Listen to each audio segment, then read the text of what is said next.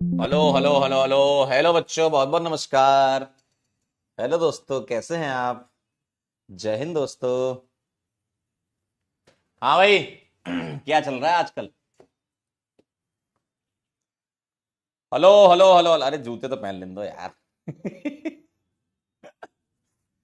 Hello hello hello hello hello बच्चों, बहुत बहुत नमस्कार। स्वागत है सभी लोग आज के लेक्चर में। क्या मेरी आवाज आ रही है? जल्दी से बता दीजिए। भारी मात्रा में लोग जुड़ चुके हैं आज हमारे साथ। 18.5 करोड़ लोग जुड़े हुए हैं। साहिल, असगर, अमन, मिस ब्यूटी, साद। क्या मेरी आवाज आ रही है? जल्दी फटाफट से बता दीजिए। क्या मैं दिखाई दे रहा हूं? तुरंत से पहले बताएं, फिर हम स्टार्ट कर सकते हैं। जल्दी से बताएं। तो आज है हमारा लेक्चर नवंबर। हाँ, आ गए ना, आ गए आ गए। हेलो दोस्तों, चाय पी लीजिए। अच्छा। कह रहे जूते क्यों पहन रहे हो? घर से ही तो क्लास लेते हो। भाई पैर दर्द हो जाएंगे ना खड़े खड़े। जूते पहनना बहुत जरूरी है। हाँ भाई, क्या मेरी आवाज आ रही है? जल्दी बताओ फटाफट से। स्टार्ट करें फिर। तो जीओसी का लेक्चर नंबर 9 स्टार्ट करने जा रहे हैं और आज एरोमेटिसिटी को अपन कंप्लीट करेंगे। कुछ अलग टाइप के एग्जांपल्स डिस्कस करेंगे आज और एप्लीकेशन ऑफ एरोमेटिसिटी देखेंगे। ठीक है। नमस्ते नमस्ते, गुड इवनिंग गुड इवनिंग सभी लोगों को। और आज ऑफिस गए थे इसी चक्कर लगाने के लिए, तो आज बेहतरीन एक मस्त डब्बा मिला जिस पे लिखा हुआ हैप्पी दिवाली। देख रहे हो आप? तो मामला थोड़ा हैवी लग रहा है, डब्बा देख के नहीं लग रहा तुम्हें? कह रहे सर डब्बे में क्या है? बेटा डब्बे में बहुत कुछ है। सच में मैंने खोल के देखा नहीं है अभी। ठीक है, ठीक ठाक सी चीजें हैं। ठीक ठाक सी चीजें हैं। आप सभी लोगों को हैप्पी दिवाली। लड्डू तो नहीं है इसमें, ना ना। अब आप कह रहे हो तो बता ही देता हूं। देखो, एक इसमें कुछ ऐसा निकला है। आ, कुछ जूस वगैरह का है सिस्टम। अपने तो काम का है नहीं इतना। चाय इसमें बन नहीं सकती। ठीक है। कुछ ऐसा निकला है। इसमें चॉकलेट्स हो सकती हैं ये। हाँ बिल्कुल सही बात है। एक कैंडल निकली है। ठीक है। और कुछ पाइप टाइप का निकला है। ठीक है। कुछ कार्ड भी निकला है। दिवाली की ढेर सारी कामनाएं। आपकी मेहनत और समर्पण ने हमें मजबूत बनाया है। इस त्योहार पर खुशियां बांटे और नई ऊर्जा से आगे बढ़े। बहुत बढ़िया। एक चार्जर का वो भी निकला है। कि हमें गोल्ड दिया है क्या? गोल्ड कहां से मिल जाएगा भाई? और भी कुछ है। एक मिठाई का डिब्बा है और एक ये भी है। देख रहे हो आप, कितनी सारी चीजें मिली हैं। ये क्या कह रहे हैं? इसमें कह रहे हैं स्लब ग्लास। ये क्या होता है स्लब ग्लास? इतना अंग्रेजी थोड़ी आता है। चलिए, बहुत बढ़िया। कह रहे ऑर्गेनिक केमिस्ट्री का मटेरियल है। ओ भाई, कह रहे सर हमें दे दो, शेयरिंग इज केयरिंग। हाँ हाँ, बहुत बढ़िया। सिलेक्ट होके आओ। विजय दिवस में विजय तिलक करेंगे तुम्हारा। क्या बात कर रहे हो? चले आगे बढ़े। आइए जरा शुरू कर देते हैं। कह रहे थोड़ी तो दया करो मालिक। एप्लीकेशन ऑफ एरोमेटिसिटी देखेंगे अपन, और एरोमेटिसिटी के कुछ केसेस है उसके बारे में बात कर लेते हैं। ठीक है। तो आपको मैं बता देता हूं पेरिफेरल कॉन्जुगेशन वाला सिस्टम क्या होता है, इसको समझ लीजिए, है ना। आपने मोनोसाइक्लिक वाले ढेर सारे सवाल कर रखे हैं लास्ट टर्न पे, है ना। काफी सारे सवाल आपने मोनोसाइक्लिक रिंग के कर लिए थे। और हकल्स भैया का जो कहना था वो मोनोसाइक्लिक के लिए कहना था। तो अगर पॉलीसाइक्लिक आ गया तो उसमें पेरीफेरल सिस्टम लग जाएगा, यानी कि एक से ज्यादा अगर रिंग आ गई तो। ठीक है। एक से ज्यादा रिंग है तो उसमें पेरीफेरल सिस्टम के अकॉर्डिंग आंसर किया करते हैं। क्या चेक करना है सर पेरीफेरी सिस्टम में? इसमें क्या चेक करना है? लार्जेस्ट पेरीफेरी चेक करनी है। Check largest periphery. Largest periphery check करनी है, उस पर आपको देखना है क्या कहीं हकल्स रूल लग रहा है क्या, मतलब 4n+2 पाई इलेक्ट्रॉन बोलो उसको, है ना। तो 4n+2 पाई इलेक्ट्रॉन वाला जो रूल है वो लार्जेस्ट पेरीफेरी पर अगर लग रहा है तो हम बोल देंगे भैया एरोमेटिक है। एक से ज्यादा रिंग की अगर हम बात कर ले, जैसे एग्जांपल के तौर पे देखें, पहला सवाल आपके सामने मैं लिखने जा रहा हूं। मान लीजिए ऐसा लिखा हुआ है। ठीक है। ऐसा लिखा हुआ है, बताओ क्या ये एरोमेटिक होगा? एक से ज्यादा रिंग आ गई इसमें, सोचो जरा, दिमाग लगाओ थोड़ा सा, क्या ये एरोमेटिक होगा? क्या ये एरोमेटिक होगा? लार्जेस्ट पेरीफेरी चेक करेंगे, है ना। इसके बारे में बताइए, इसके बारे में बताइए।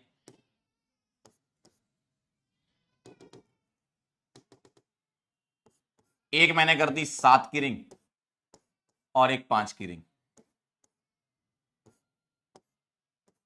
ठीक है। तो ये बताइए, अगर 4n+2 पाई इलेक्ट्रॉन पेरीफेरी पर मिले तो एरोमेटिक, और अगर आपको 4n पाई इलेक्ट्रॉन मिल गए तो एंटी एरोमेटिक। पेरीफेरी की बात चल रही है, चेक करके बताएं मुझे। सर कैसे चेक करना है, एक सवाल आप बता देते तो अच्छा लगता। चलो एक मैं बता देता हूं, बहुत आसान है, कोई मुश्किल भरा काम नहीं है, कोई मुश्किल भरा काम नहीं है, ठीक है। चलिए आइए, एक सवाल मैं आपको करके बताता हूं। लार्जेस्ट पेरीफेरी, पेरीफेरी का मतलब सरफेस पे देखना है, कैसे देखो, कैसे देखना है। जैसे मान लीजिए मैं यहां से चलना चालू करता हूं, ठीक है, तो मुझे यहां पर लार्जेस्ट पेरीफेरी जो दिख रही है पाई इलेक्ट्रॉन्स की, वो ये दिख रही है, देखो, ठीक है। तो पाई इलेक्ट्रॉन यहां कितने घूम रहे हैं इसमें? सर 6 पाई इलेक्ट्रॉन घूम रहे हैं, यानी कि बाकी सारी कंडीशन फुलफिल है इसकी, है ना, यानी कि एरोमेटिक हो जाएगा। बाकी सारी कंडीशन चेक कर लो आप, साइक्लिक है, प्लेनर है, कॉन्जुगेटेड है ना, साइक्लिक है, प्लेनर है, कॉन्जुगेटेड है। अरे बहुत आसान है नेहा जी, देखिए सर, यहां यहां बताएं जरा, लार्जेस्ट पेरीफेरी पर पाई इलेक्ट्रॉन चेक करिए जरा। तो ये आपको पेरीफेरी मतलब सरफेस बोल रहे हैं अपन, ये है ना, तो इस पर चेक करिए जरा, तो अगेन 6 पाई इलेक्ट्रॉन मिल गए, एरोमेटिक हो गया, कोई टेंशन लेने वाली बात नहीं है ना। अर्पण कह रहे हैं मालिक आज आप सपने में आए थे। भैया हमें मत याद किया करो सपने में। आओ जरा इधर, इधर पेरीफेरी चेक करो जरा, ये आपकी लार्जेस्ट पेरीफेरी मिलेगी पाई इलेक्ट्रॉनों की, है ना। आप बोलोगे सर ये क्यों नहीं ले रहे हैं? बेटा यहां पर पाई इलेक्ट्रॉनों की पेरीफेरी पूरी नहीं मिल रही है ना, तो आपको ये मिल रही है ना, यानी कि 6 पाई इलेक्ट्रॉन, ठीक है। तो लार्जेस्ट पेरीफेरी जो मिल रही है ये मिल रही है ना, तो 6 पाई इलेक्ट्रॉन, यानी कि ये भी क्या हो गया, एरोमेटिक। ऐसे चेक करना बहुत आसान है, ठीक है। नंबर 4 वाला आप चेक करो, लार्जेस्ट पेरीफेरी, देखो यहां से चलना चालू करो, ये देखिए लार्जेस्ट पेरीफेरी ये मिल गई आपको। तो लार्जेस्ट पेरीफेरी आपको जो मिल रही है, जिसमें अल्टरनेट डबल बॉन्ड आपके सिचुएटेड हैं, तो 2 2 4, देखो जरा, 2 2 4 2 6 2 8 और 2 10 पाई इलेक्ट्रॉन मिल गए, यानी कि एरोमेटिक है। इसका नाम भी याद कर लेना, इसको एजुलिन बोलते हैं, इसको एजुलिन कहते हैं, एजुलिन, ठीक है, इसका एजुलिन नाम है, ठीक है। इधर बताओ जरा, यहां से चेक करो जरा, अल्टरनेट डबल बॉन्ड की पेरीफेरी ये मिल रही है, देखो, ठीक है। तो सरफेस पे आपको देखना है, तो ये देखिए जरा, ये पेरीफेरी बोलूंगा मैं, तो 2 2 4 2 6 और 2 8, यानी कि एंटी एरोमेटिक। 8 पाई इलेक्ट्रॉन मिल गए आपको, 8 पाई इलेक्ट्रॉन मिल गए। और भैया पूरा कॉन्जुगेशन होना चाहिए, ऐसा नहीं कि आप बोलो सर आप ये मत कहने लगना सर ये तो 2 पाई इलेक्ट्रॉन है एरोमेटिक। अरे भैया दादा आप ऐसा मत कह देना सर कि सर हम पेरीफेरी इसको ले रहे हैं, ये बेटा पेरीफेरी मतलब कॉन्जुगेटेड सिस्टम की पेरीफेरी लेना है, ठीक है। ऐसा नहीं कि सर ये पेरीफेरी और 2 पाई इलेक्ट्रॉन सर एरोमेटिक, पगला गए हो का? पेरीफेरी पर कॉन्जुगेशन बनना चाहिए, है ना, पेरीफेरी पर कॉन्जुगेशन बनना चाहिए, ये नॉन एरोमेटिक कहलाएगा। पूरा कॉन्जुगेशन कहां मिल रहा है आपको? तो ऐसे पागल बने मत कर दे, बहुत आसान है, बहुत आसान है, बहुत आसान है। जैन कह रहे हैं सर आपने बोले लार्जेस्ट देखो, तो दूसरी रिंग क्यों? बेटा दूसरी रिंग से भी तो भाई लार्जेस्ट पेरीफेरी लेना है ना, तो एक रिंग की जगह दूसरी रिंग में भी तो निकल के जा सकते हो पेरीफेरी काउंट करने के लिए, ठीक है। बहुत आसान है, बहुत आसान है। 7 नवंबर वाला देखिए जरा, बताइए, बोलिए जरा, बोलिए भाई, बहुत आसान है। लार्जेस्ट पेरीफेरी देखिए जरा, अल्टरनेट डबल बॉन्ड की मिलनी चाहिए, ये देखो अल्टरनेट डबल मिल रहे हैं, अल्टरनेट डबल बॉन्ड मिल रहे हैं, देखिए। तो आप बताइए जरा, इस पेरीफेरी पर कितने इलेक्ट्रॉन तुमको दिखाई दे रहे हैं? 2 2 4 2 6 2 8 2 10 और 10 पाई इलेक्ट्रॉन, यानी कि क्या हो जाएगा? एरोमेटिक। बाकी सारी कंडीशन चेक कर लो, फुलफिल है। ठीक है भाई, पाई बॉन्ड के लिए 2 पाई इलेक्ट्रॉन। ठीक है, पाई बॉन्ड के लिए 2 पाई इलेक्ट्रॉन। पेरीफेरी को क्लोज भी होना चाहिए, ऐसा नहीं आप कह रहे हो सर मैं यहां से पेरीफेरी ले लेता, यहां से पेरीफेरी लेता, तो यहां कहां जाते भाई? ये पूरी पेरीफेरी थोड़ी आती। पेरीफेरी का मतलब यह है कि एक पॉइंट से शुरू करा और उसको पूरा क्लोज सिस्टम बनना चाहिए, तभी तो लूप बनेगा। अंकल लूप बनना जरूरी है ना, क्योंकि लूप बनता तभी रिंग करंट आता है, लूप बनेगा तभी रिंग करंट आता है।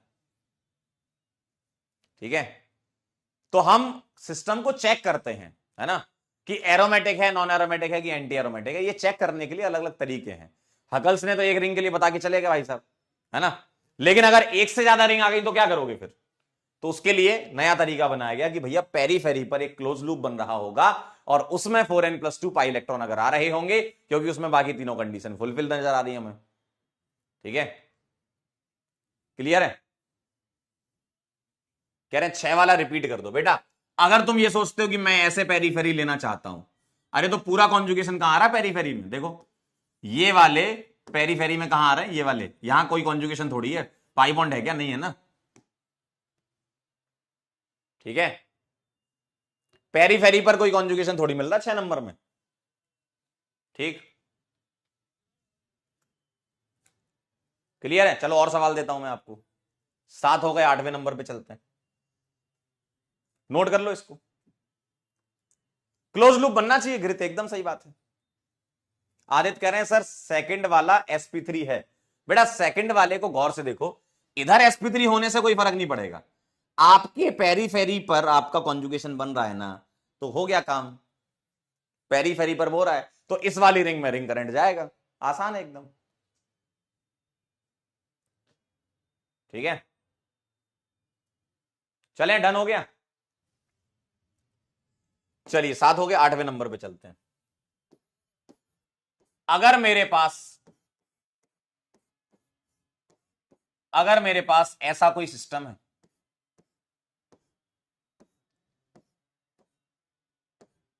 चलिए ये बताइए क्या है ये?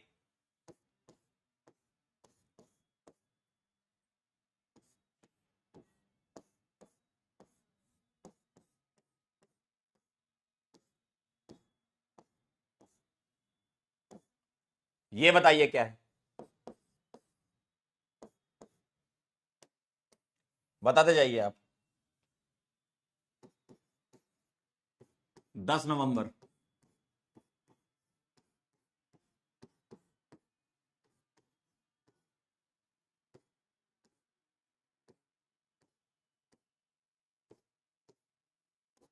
ग्यारह।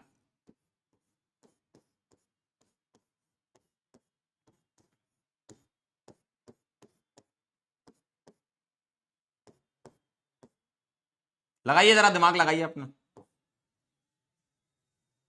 लगाइए जरा दिमाग। क्या है ये, बोलो। सर तो पूरे स्ट्रक्चर को एरोमेटिक बोलेंगे कि ना ना, पूरे को एरोमेटिक बोल देंगे।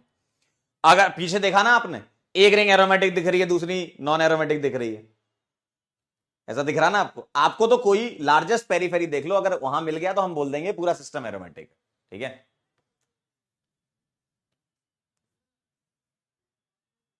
ठीक है, पेरीफेरी का मतलब सरफेस। ठीक है, जैसे इस फोन की पेरीफेरी को क्या बोलोगे? इसकी सरफेस पर ऐसा। ठीक है, कह रहे हैं पेरीफेरी क्या होता है? अब क्या तुमको इंग्लिश हिंदी सिखाना चालू कर दें क्या? कह रहे पेरीफेरी क्या होता है? अरे यार अरे भाई, कॉमन साइंस देखो, 7 सवाल तुम पीछे देख कर आए हो, क्या कर रहा हूं अगर इससे भी तुम समझ पाओ तो कर लो भाई। क्या कर रहे हो यार, सरफेस को पेरीफेरी बोलेंगे यार। चलो बताओ जरा, यहां बताइए पेरीफेरी पर क्या दिख रहा है, यहां से सरफेस पर देखिए, चलते जाइए और मुझे बताते जाइए क्या अभी तक मामला सही जा रहा है? अल्टरनेट डबल बॉन्ड मिल पा रहे हैं आपको पेरीफेरी पर? जी सर बिल्कुल मिल रहे हैं। तो आप देखिए इस पेरीफेरी पर आने वाले, ठीक है, चलो मैं एक और तरीके से इसे बनाता हूं। आप मुझे ये बता दो इस पेरीफेरी पर आने वाले कितने पाई इलेक्ट्रॉन दिख रहे हैं तुमको, बताओ जरा, इस पेरीफेरी पर आने वाले कितने पाई इलेक्ट्रॉन है? दो, दो चार, दो छह, दो आठ, दो 10, दो 12 और दो 14, 14 पाई इलेक्ट्रॉन, यानी कि एरोमेटिक हो जाएगा, एरोमेटिक हो जाएगा, एरोमेटिक हो जाएगा। चलिए बताइए, यहां शुरू हो जाए जरा। अगर मैं यहां से चलना चालू करता हूं तो आप मुझे ध्यान से देखकर बताएं मैं सही जा रहा हूं? देखो मुझे अल्टरनेट डबल मिलते जाने चाहिए। ये देखिए पूरी पेरीफेरी क्लोज हो चुकी है, आप एक जगह से चले और पूरा घूम के आके आपने क्लोज लूप बना लिया, क्लोज लूप बन चुका है, देखिए क्लोज लूप बन चुका है। तो दो, दो चार, दो छह, दो आठ, दो 10, दो 12 और दो 14, 14 पाई इलेक्ट्रॉन, एरोमेटिक बोल देंगे। ठीक है, 10 नंबर वाला बताओ। मान लो यहां चल रहे हो, अल्टरनेट डबल मिल रहे हैं आपको, देखो देखिए जरा, ये आपको लार्जेस्ट पेरीफेरी मिलेगी, है ना, लार्जेस्ट रिंग आप मान लो ऐसी। तो आप बताओ पेरीफेरी पर कितने हैं, ध्यान से देखिएगा। दो, दो चार, दो छह, दो 8, दो 10, दो 12 और दो 14, 14 पाई इलेक्ट्रॉन, एरोमेटिक। अब यहां ये मत कहने लगना मेरे से ये मत पूछना कि सर ये तो sp3 हो गए, अरे उससे फर्क नहीं पड़ेगा, उससे फर्क नहीं पड़ेगा, ये क्लोज लूप बन गया ना, क्लोज लूप बन गया, एक्सटर्नल मैग्नेटिक फील्ड लगाओगे, इंड्यूस मैग्नेटिक फील्ड आ जाएगी, रिंग करंट आ जाएगा, हो गया काम। यही चाहिए ना, ये मत कहना कि सर नॉन एरोमेटिक हो जाएगा, ये एरोमेटिक है ये। तो ये पाई इलेक्ट्रॉन्स जो पेरीफेरी पर है उससे क्लोज लूप बन रहा है ना, बीच में हो या ना हो, यानी कि यहां डबल हो या ना हो उससे कोई फर्क थोड़ी पड़ेगा यार। देखो जैसे अगले वाले सवाल में आप गौर से देखें, अगर मैं ये पेरीफेरी ले लेता हूं, ठीक, तो इस पर आने वाले कितने पाई इलेक्ट्रॉन मिल रहे हैं? दो, दो चार, दो छह, दो 8, दो 10, दो 12 और दो 14, 14 पाई इलेक्ट्रॉन, यानी कि एरोमेटिक। इसका कोई काम नहीं है यहां, किसी काम का नहीं। तो बीच में आपका डबल बॉन्ड हो या ना हो उससे फर्क नहीं पड़ेगा। आप मुझे बताओ, आप इलेक्ट्रॉन्स कौन से काउंट करते थे? पाई इलेक्ट्रॉन्स आप वो काउंट करते थे जो उस कॉन्जुगेशन में इन्वॉल्व है। तो पेरीफेरल कॉन्जुगेशन की अगर मैं बात करूं, पेरीफेरल कॉन्जुगेशन की बात करूं, तो ये पेरीफेरल वाले इलेक्ट्रॉनों की वजह से, इनके डिलोकलाइजेशन की वजह से रिंग करंट आ रहा होगा। तो बीच वाला चाहे आपका पाई बॉन्ड रखे या ना रखे उससे कोई फर्क नहीं पड़ेगा, यहां पर इसका कोई काम नहीं,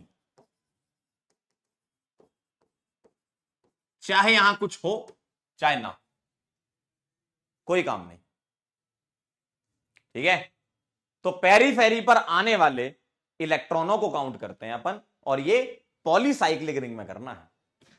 ठीक है, ठीक है, ओवरऑल क्लोज लूप, बिल्कुल सही बात है, सही बात है। चलिए नोट कर लीजिए, फिर आगे चलते हैं। आई होप आप ये एग्जांपल समझ गए होंगे। बाउंड्री देखनी है, बहुत बढ़िया, बड़ी देर में चमका सेजल बेटा, बड़ी देर में चमका, बाउंड्री तो देखनी है, और क्या कर रहे हैं इतनी देर से? बाउंड्री ही देख रहे हैं, बाउंड्री देख रहे हैं, बाउंड्री। नोट कर लो तो बता देना, नोट कर लो तो सूचित कर देना। भाई एक कह रहा सर सारी रिंग कंसीडर करेंगे, अरे करनी ही पड़ेगी, क्लोज लूप तभी बनेगा, लूप बनना जरूरी है भाई मैग्नेटिक फील्ड इंड्यूस होने के लिए।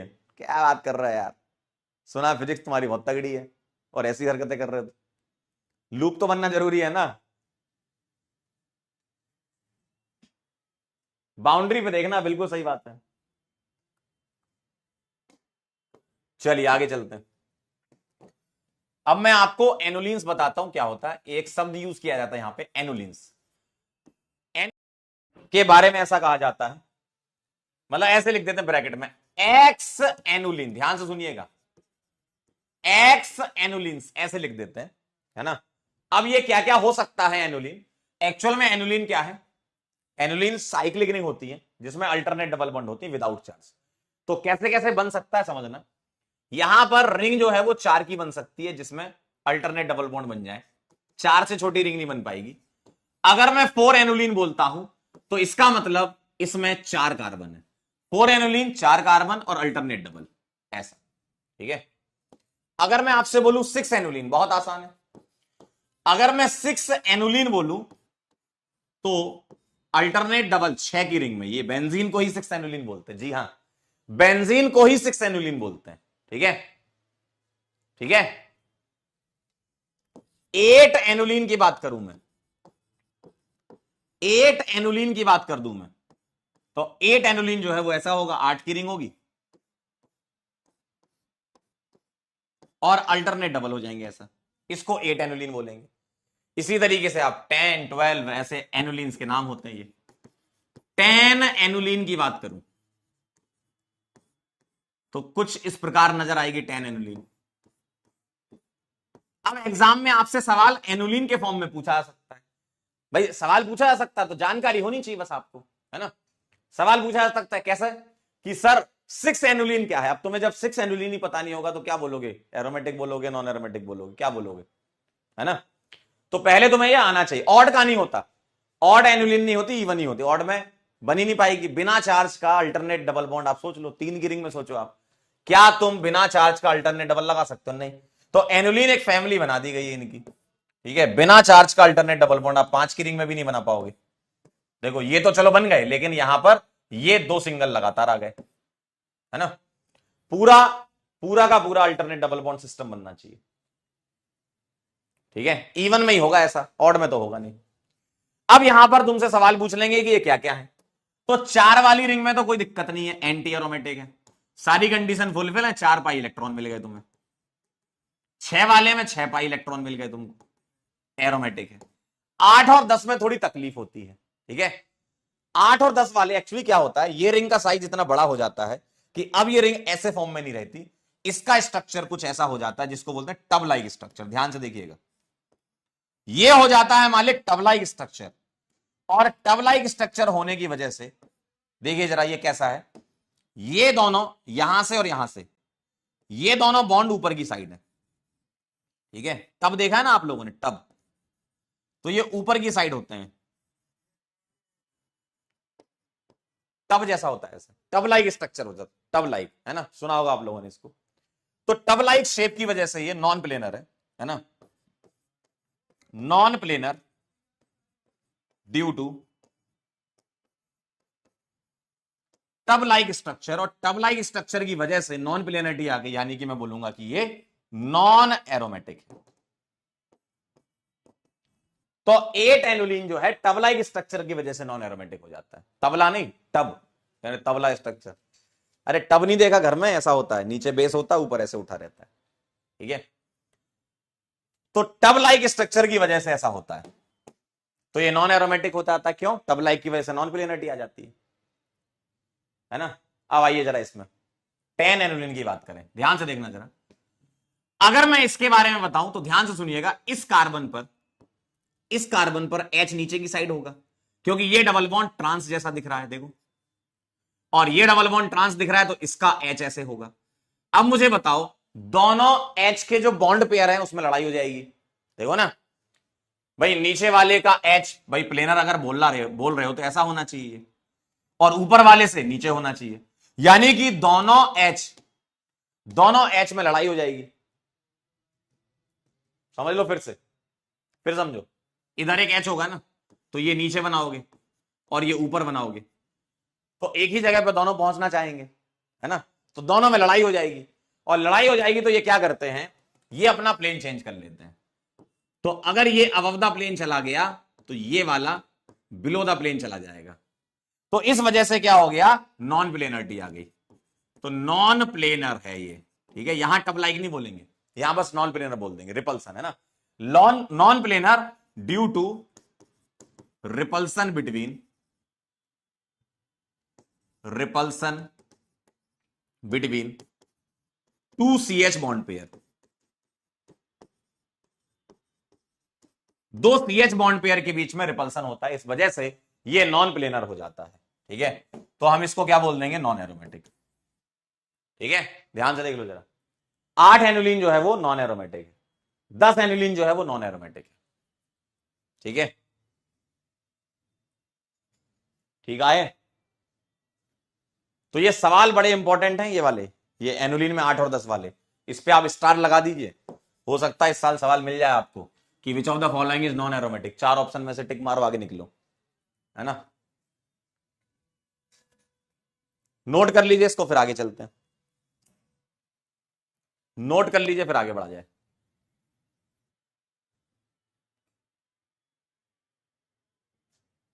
नोट कर लीजिए, फिर आगे बढ़ा जाए।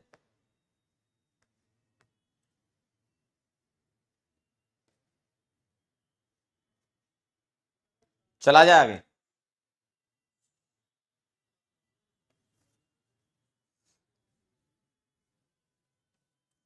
चला जाए आगे।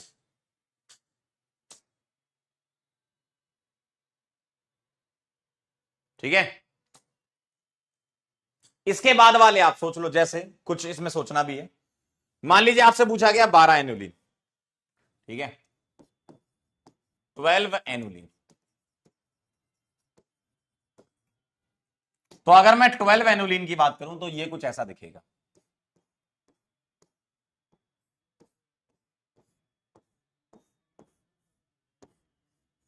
देखें कितने हो गए, ज्यादा तो नहीं हो गए, 1 2 3 4 5 6 7 8 9 10 11 12 13 14, 1 2 ज्यादा हो गए क्या, कम कर लेते हैं, ऊपर से ऐसा कर लेते हैं।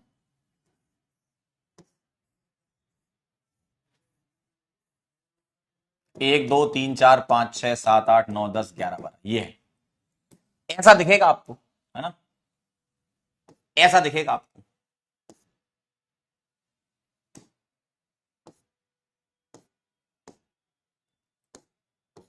ऐसा नजर आएगा, देखो ऐसा दिखेगा आपको। तो यहां कोई टेंशन नहीं है, यहां कोई टेंशन नहीं है। देखो 2 2 4 2 6 2 8 2 10 2 12, तो 12 पाई इलेक्ट्रॉन यानी कि एंटी एरोमेटिक, 12 पाई इलेक्ट्रॉन यानी कि एंटी एरोमेटिक। यहां कुछ ऐसा खेल नहीं है। ठीक है, कह रहे हॉस्पिटल जैसा दिख रहा है। 14 एनुलिन की बात कर लेते हैं। अगर मैं 14 एनुलिन की बात करूं तो ऐसा कर देता हूं, देखो जरा,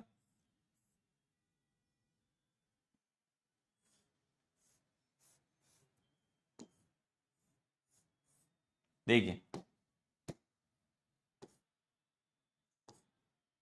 पहले चेक कर लो 14 है कि नहीं। 1 2 3 4 5 6 7 8 9 10 11 12 13 14 15 16 हो गया, तो 16 एनुलिन हो गया, यानी कि मेरे को यहां पर 2 ही कार्बन बढ़ाने हैं। तो मैं एक काम कर देता हूं, यहां कुछ ऐसा खेल लेता हूं।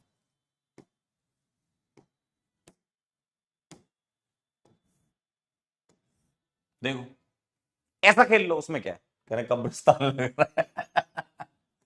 देखो अल्टरनेट डबल लगा दो, ऐसा दिखेगा आपको, अल्टरनेट डबल लगा लो, ऐसा दिखेगा।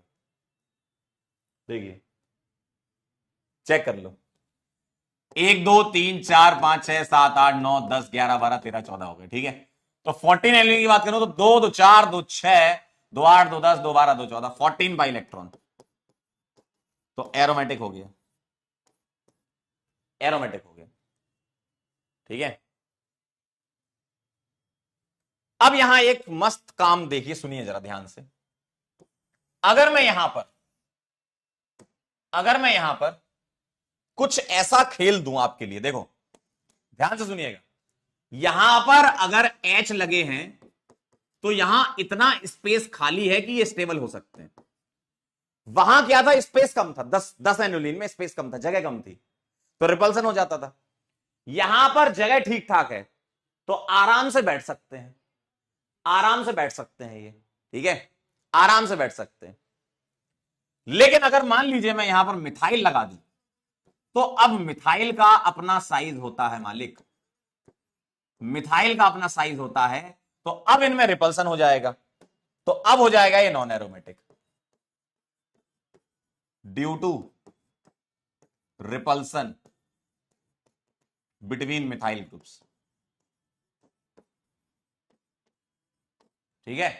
तो अगर 14 एनुलिन, देखो जगह अच्छी खासी है, रिंग थोड़ी बड़ी हो गई ना, जगह अच्छी खासी है, तो H तक तो ठीक है, H मैनेज कर ले जाएगा, 10 में H भी मैनेज नहीं कर पाता, बहुत कम जगह है, तो यहां पर इतना स्पेस ही नहीं है, और ये भयंकर रिपल्सन करेंगे, जिस वजह से जैसा 10 में HH करते थे, HH के बॉन्ड पर करते थे, यहां MEME करने लगेंगे।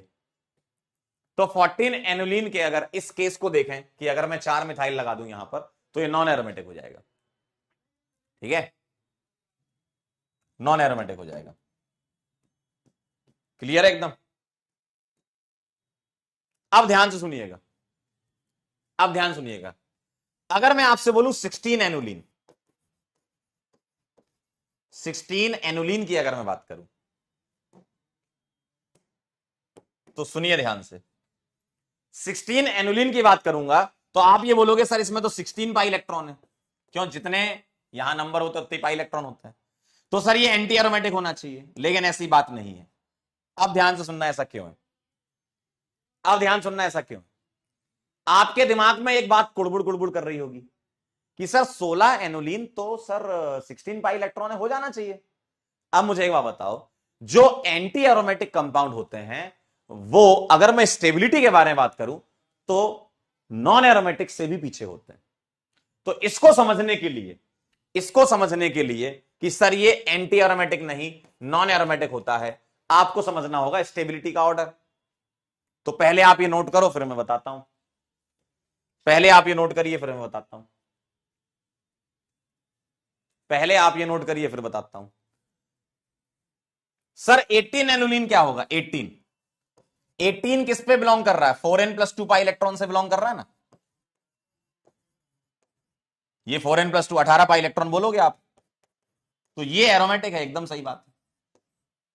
लेकिन 16 वाला एंटी एरोमेटिक क्यों नहीं है, उसको समझने के लिए स्टेबिलिटी समझना पड़ेगा आपको, उसको समझने के लिए स्टेबिलिटी की बात समझनी होगी। चलें आगे, समझा दें, समझा दिया जाए आपको, नोट कर लो तो बता देना।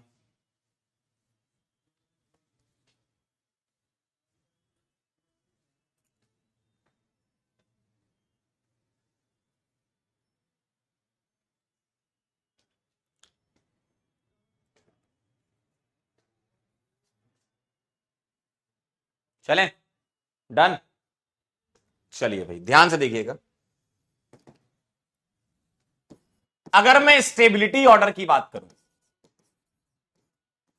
अगर मैं स्टेबिलिटी ऑर्डर की बात करूं, अगर मैं स्टेबिलिटी की ऑर्डर की बात करूं, तो एरोमेटिक कंपाउंड जो है उनकी स्टेबिलिटी ज्यादा होती है, फिर नॉन एरोमेटिक होते हैं, और फिर एंटी एरोमेटिक होता है।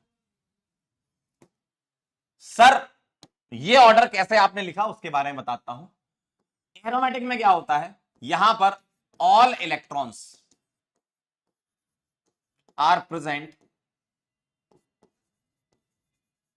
इन बॉन्डिंग मॉलिक्यूलर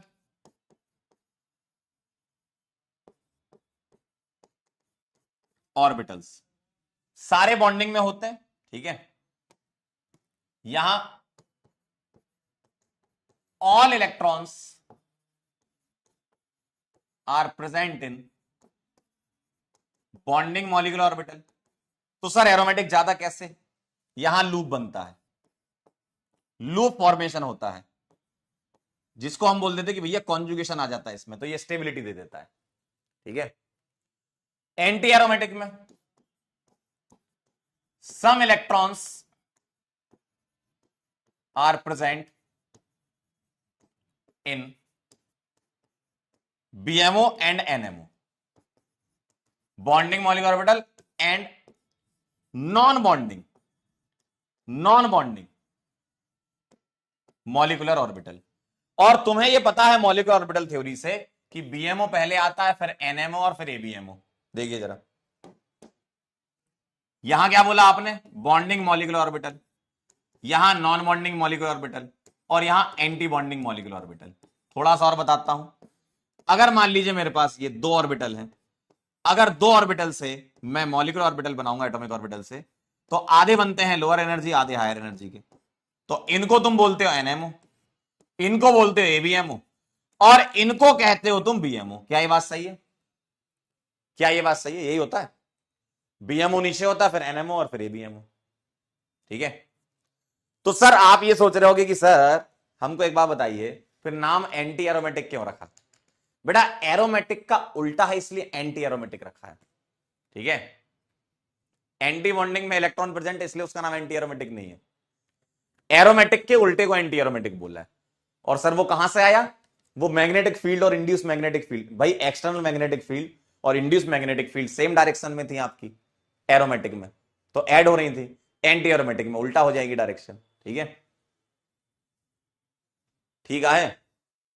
तो ये कहानी है। सर कैसे पता चलेगा कि ये कहां पर प्रेजेंट है? कैसे पता चलेगा कि सर ये कहां पर प्रेजेंट है? वो तुम्हें ऑर्बिटल की फिलिंग करनी पड़ेगी, और ऑर्बिटल की फिलिंग तुम्हारे सिलेबस में नहीं है कि किसी मॉलिक्यूल के ऑर्बिटल की फिलिंग करो। बेचारे तुम डायमैग्नेटिक ही तो पढ़ते हो, पॉलीएटॉमिक की मॉलिक्यूलर ऑर्बिटल थ्योरी है क्या तुम्हारे सिलेबस में? नहीं है। ठीक है, डायटोमिक खेलते रहते हो, उसी में खुश रहते हो, और उतना ही काम का इसलिए खेलते भी हैं। कभी तुमने CO3 2- का मॉलिक्यूलर ऑर्बिटल डायग्राम बनाया है क्या? कभी तुमने SO4 2- का बनाया है क्या? कभी बेंजीन का बनाया है क्या? नहीं बनाया। तो जानकारी के लिए बस ये आपको पता होना चाहिए कि ऐसा होता है। तो एरोमेटिक, फिर नॉन एरोमेटिक, और फिर एंटी एरोमेटिक। बीएमओ में प्रेजेंट होंगे तो अच्छी बात है, इलेक्ट्रॉन्स, है ना। अब मुझे एक बात बताओ, अब जरा मुद्दे पर आते हैं वापस। ठीक है, मुझे एक बात बताओ, एंटी एरोमेटिक कम स्टेबल होते हैं, यानी कि अगर मैं इन तीनों में बात करूं तो एंटी एरोमेटिक टाइप के कंपाउंड ऐसा चाहेंगे नहीं कि वो यार एग्जिस्ट भी करें, है ना। एंटी एरोमेटिक वाले ऐसा चाहेंगे भी नहीं कि वो एग्जिस्ट भी करें। एंटी एरोमेटिक टाइप के कंपाउंड ऐसा चाहेंगे भी नहीं कि वो एग्जिस्ट भी करें। इसीलिए एक एंटी एरोमेटिक के बारे में बड़ी कहावत फेमस है, और वो ये कहावत है कि एंटी एरोमेटिक कंपाउंड्स आर, यहां मैं पॉइंट लिख रहा हूं,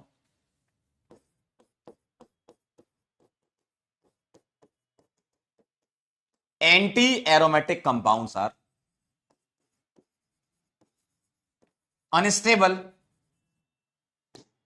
unstable even at room temperature. मतलब रूम टेम्परेचर पर भी अनस्टेबल होते हैं ये चाहेंगे नहीं कि यार हमारी स्टेबिलिटी सबसे कम रहे। तो ये हर एक कंपाउंड स्टेबिलिटी गेन करना चाहता है, लेकिन एंटी एरोमेटिक कंपाउंड की स्टेबिलिटी तो बहुत कम, तो ये रूम टेम्परेचर पर अनस्टेबल होते हैं। और सेकेंड पॉइंट, डाइमराइजेस इजिली, ये डाइमराइज हो जाते हैं। कैसे? ध्यान से देखें, मान लीजिए मेरे पास ये कंपाउंड है, आप कहते हो सर ये एंटी एरोमेटिक है, तो ये बहुत जल्दी क्विकली डाइमराइज हो जाएगा, इवन रूम टेम्परेचर पर भी डाइमराइज हो जाएगा। कैसे? आप क्या करो, इसके दो मॉलिक्यूल को ऐसे लिख लो, एक ऐसा और एक ऐसा, तो ये इससे और ये से रेडिकल जोड़ दो ना, पाई बॉन्ड ब्रेक कर दिया, रेडिकल बना लिया, तो आपको कुछ ऐसा नजर आ जाएगा। और ऐसा नजर आ जाएगा तो आप बोलोगे सर ये नॉन एरोमेटिक है। बिल्कुल सही बात है, बिल्कुल सही बात है, नॉन एरोमेटिक है। तो स्टेबिलिटी बढ़ा ली ना इसने, देखो एंटी एरोमेटिक ने स्टेबिलिटी बढ़ा ली। तो ये अनस्टेबल होते हैं, इजिली डाइमराइज हो जाते हैं, इजिली डाइमराइज हो जाते हैं। ठीक है, और एक बात और है जो कि एक्सपेरिमेंट से पता चली थी। ठीक है, पहले आप ये नोट करो, फिर तीसरा पॉइंट लिख रहा हूं अगली वाली स्लाइड में, फटाफट से नोट कर लीजिए इसको।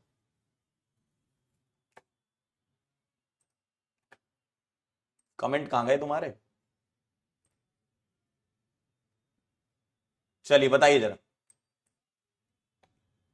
डाइमराइज होने का मतलब दो मॉलिक्यूल के मिलना, और ऐसा क्यों हो जाता है भाई? सीधी सी बात है, कोई भी कंपाउंड अपनी स्टेबिलिटी बढ़ाना चाहेगा ना, अपनी स्टेबिलिटी बढ़ाना चाहेगा, बिल्कुल चाहेगा, क्यों नहीं चाहेगा।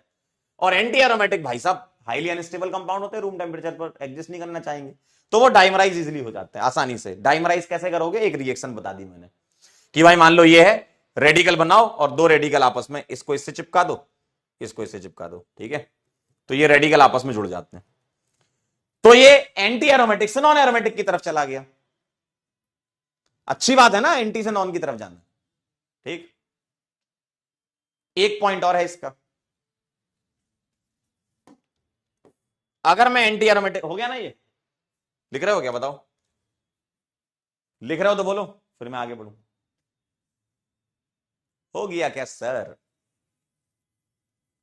एंटी एरोमेटिक वाले कम स्टेबल होते हैं, तो ये चाहेंगे कि हम अपनी स्टेबिलिटी बढ़ाएं, इसलिए ये आसानी से डाइमराइज भी हो जाते हैं। और इस वाली लाइन पर ना, इस वाली लाइन पर जेई में एक सवाल आ चुका है, इस वाली लाइन पर आपको करवाऊंगा मैं अभी पीवाईक्यू डिस्कशन जब होगा, इस लाइन पे सवाल आ चुका है, मल्टीपल आंसर करेक्ट में सवाल आया था कि कौन कौन से कंपाउंड अनस्टेबल है रूम टेम्परेचर पर।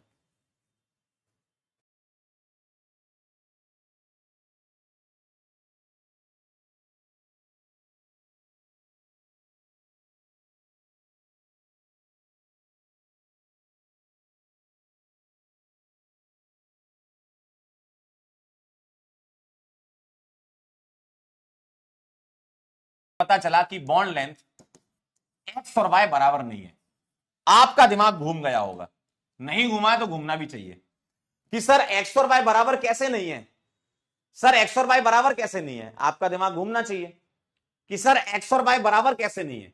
आप बोलोगे सर अल्टरनेट डबल बॉन्ड है, कॉन्जुगेशन है, लेकिन एक्सपेरिमेंटली ऐसा देखा गया कि भाई साहब बॉन्ड लेंथ बराबर ही नहीं है, बॉन्ड लेंथ इनकी बराबर ही नहीं है, क्योंकि आपने अभी पीछे देखा ना डाइमराइज हो जाते हैं ये, तो आसानी से एग्जिस्ट नहीं कर पाते, तो जिस फॉर्म में एग्जिस्ट करते हैं वो वाला फॉर्म लेके चलते हो।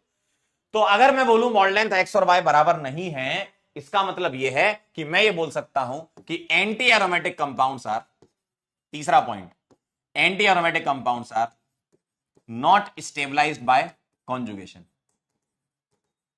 Not stabilised by conjugation. अगर तुम ये सोचो कि सर इसमें तो रेजोनेंस है, कॉन्जुगेशन है और कॉन्जुगेशन से स्टेबिलिटी आती है, तो ऐसी बात है ही नहीं इसमें, है ना, ऐसी बात इसमें है ही नहीं।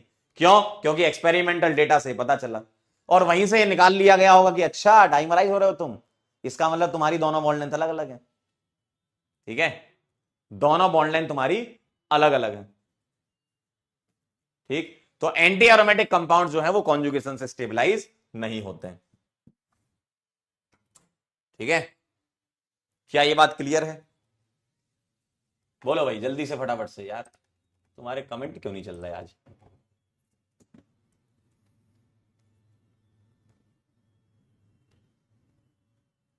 क्यों?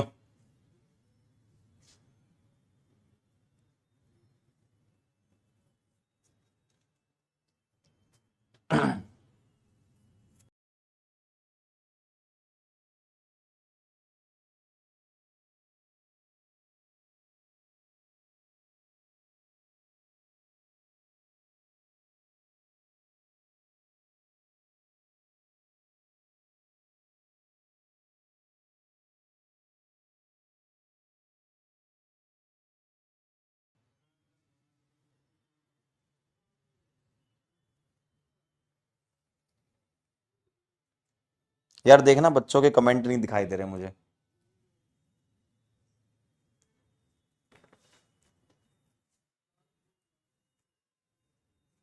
Hello hello hello hello hello hello hello, क्या मैं दिख रहा हूं तुम्हें? तुम मुझे कमेंट के फॉर्म में दिखते हो, वो दिख नहीं रहे हो। Hello hello hello hello,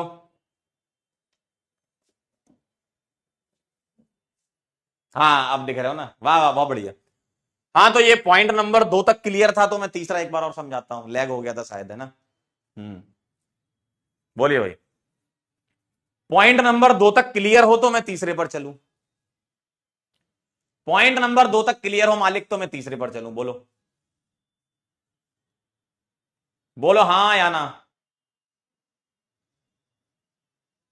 point number 2 तक क्लियर हो तो आगे चलें, बताओ बोलिए। पॉइंट नंबर 2 तक क्लियर है, चलें आगे। चलिए पॉइंट नंबर 3 समझिए। मैं ये कह रहा था कि साइक्लोब्यूटाडाइन में ऐसा देखा गया कि अगर ये बॉन्ड लेंथ एक्स है, ये वाई है, तो एक्सपेरिमेंटली ऐसा पता चला कि ये बराबर नहीं होती है। क्यों बराबर नहीं होती है? आपके सामने लिखा हुआ देखो, ऐसे कंपाउंड इजीली डाइमराइज हो जाते हैं, तो ये बराबर बॉन्ड लेंथ नहीं होगी, है ना। तो ऐसे पता चल गया एक्सपेरिमेंटली। तो हम ये बोल सकते हैं कि anti aromatic compounds are not stabilised by conjugation. क्यों? अगर कॉन्जुगेशन होता है, इसमें कॉन्जुगेशन से स्टेबलाइज हो रहे होते ये, अगर कॉन्जुगेशन से स्टेबलाइज हो रहे होते ये, तो मैं ये बोल देता कि सर ये दोनों बॉन्ड लेंथ बराबर होनी चाहिए, है ना, क्योंकि आपने पढ़ा है पीछे की कॉन्जुगेशन से स्टेबिलिटी आती है ना। तो ये ध्यान रखिएगा कि एंटी एरोमेटिक कंपाउंड जो है वो कॉन्जुगेशन की वजह से स्टेबलाइज नहीं होते। ठीक है, ठीक है।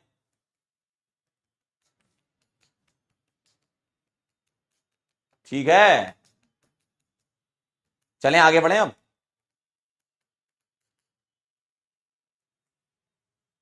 चला जाए सर, चला जाए सर। चलिए तो आगे बढ़ते हैं। ठीक है, अब aromaticity check.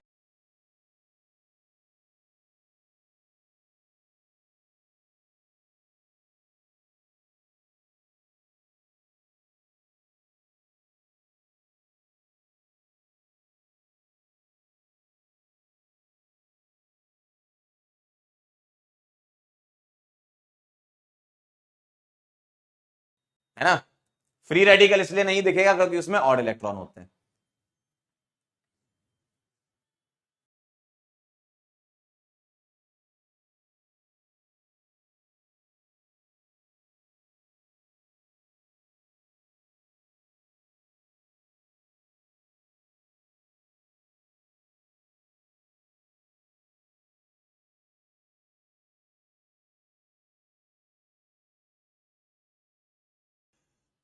Aromatic compound check करने वाले काफी सवाल मैंने करा दिए, और अभी लास्ट में और भी अपन कर लेंगे सवाल, है ना, लास्ट में और भी कर लेंगे। चलिए ध्यान से देखिएगा, स्टेबिलिटी की अगर मैं बातें करूं, है ना, अगर स्टेबिलिटी की बातें करूं, अरे यार फिर लैग हो गया, ऐसा क्यों हो रहा है? नेट तो सही चल रहा है, नेट तो एकदम सही चल रहा है, लैग क्यों हो रहा है भाई? बोलो भाई। चलो अब क्लियर लग रहा है, ठीक है। तो अगर मैं एप्लीकेशन ऑफ एरोमेटिसिटी की बात करूं, तो स्टेबिलिटी ऑफ इंटरमीडिएट मुझे समझाना है। कार्बोकेटाइन और कार्बेनाइन यहां पर हमारा होगा, फ्री रेडिकल नहीं होगा। क्यों नहीं होगा? क्योंकि फ्री रेडिकल में ऑड इलेक्ट्रॉन होते हैं, एरोमेटिसिटी में इवन इलेक्ट्रॉनों की बातें होती हैं। ठीक है, तो आप जरा ध्यान से देखिएगा, मान लीजिए मेरे पास से लिखा है एक ये। अच्छा, अब आपने लगभग लगभग सारे फैक्टर पढ़ लिए। एरोमेटिसिटी ऊपर आएगा, फिर रेजोनेंस, फिर हाइपर, और फिर इंडक्टिव। ठीक है, एरोमेटिसिटी, रेजोनेंस, हाइपर, फिर इंडक्टिव। ठीक है, चलिए जैसे मान लीजिए मैंने एक सवाल आपको ये दे दिया, दूसरा सवाल मैंने आपको ये दे दिया, और तीसरा सवाल ये दे दिया। तो अब आप मुझे बताइए सबसे ज्यादा स्टेबिलिटी किसकी होगी? आप बोलोगे मालिक ये वाला एरोमेटिक है, 6 पाई इलेक्ट्रॉन है ना, ये वाला एंटी एरोमेटिक है, और ये वाला एरोमेटिक है। अगर मैं इसको 1, इसको 2 और इसको 3 लिखूंगा, तो 2 नंबर वाला सबसे पीछे आएगा, एंटी एरोमेटिक है। ठीक है, एंटी एरोमेटिक। अब ए मतलब फर्स्ट वाला और थर्ड वाला दोनों एरोमेटिक थे। अब देखें जरा, यहां पर मोर कॉन्जुगेशन मिल रहा है, मोर कॉन्जुगेशन है, यहां लेस कॉन्जुगेशन है। और एरोमेटिक कंपाउंड्स तो कॉन्जुगेशन की वजह से स्टेबलाइज होंगे, एंटी एरोमेटिक नहीं होते, लेकिन एरोमेटिक तो होंगे ना, एरोमेटिक तो होंगे ना। ठीक है, एरोमेटिक तो होंगे ना, जी हां सर। तो 1 वाला ज्यादा,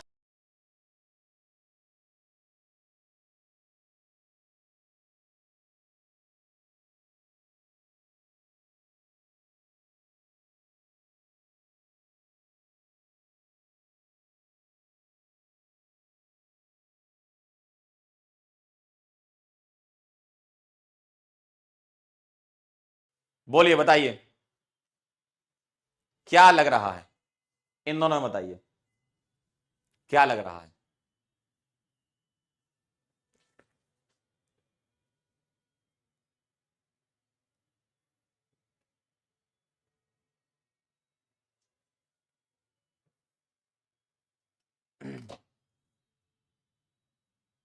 यार लैग क्यों हो रहा है, देखना जरा एक बार। हाँ, लैग क्यों हो रहा है? अच्छा, ऐसा क्यों? नेट तो मेरा ठीक है, तो मैं भेजूं फिर से अल्ट्रा व्यूअर? ये लो मैंने भेज दिया, चेक करो एक बार। हाँ, अच्छा एक बार देख लो, अगर हो रहा है तो ठीक, नहीं तो फिर रिकॉर्ड करेंगे, है ना? देख लो एक बार, हाँ एक बार चेक करा लेते हैं, होगा तो ठीक, नहीं तो मैं रिकॉर्ड कर दूंगा फिर, क्या करें?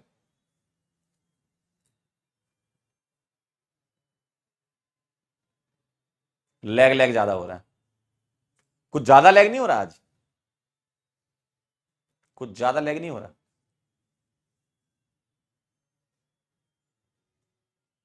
चलो अभी सही दिख रहा है तो मैं रिपीट कर देता हूं। स्टेबिलिटी ऑफ इंटरमीडिएट हम कंपेयर करा रहे हैं, पहला एप्लीकेशन है। कार्बोकेटाइन कार्बेनाइन यहां पर आएगा, फ्री रेडिकल यहां नहीं आएगा, क्यों? क्योंकि एरोमेटिसिटी में हम इवन नंबर ऑफ इलेक्ट्रॉन्स की बात करते हैं, 4n+2 pi electron, 4n pi electron, odd की बात करते नहीं है। तो हम यहां कार्बोकेटाइन कार्बेनाइन की बातें करेंगे। अब जैसे ये कार्बोकेटाइन देखो, ये आप कर चुके हो, 7 की रिंग में प्लस एरोमेटिक आएगा, क्यों? 6 पाई इलेक्ट्रॉन दिख रहे हैं, ठीक। यहां देखो जरा, 4 पाई इलेक्ट्रॉन एंटी एरोमेटिक, यहां 2 पाई इलेक्ट्रॉन एरोमेटिक। अब ये दोनों एरोमेटिक हैं तो आगे आ जाएंगे, एंटी एरोमेटिक वाला पीछे आ जाएगा, सही बात है।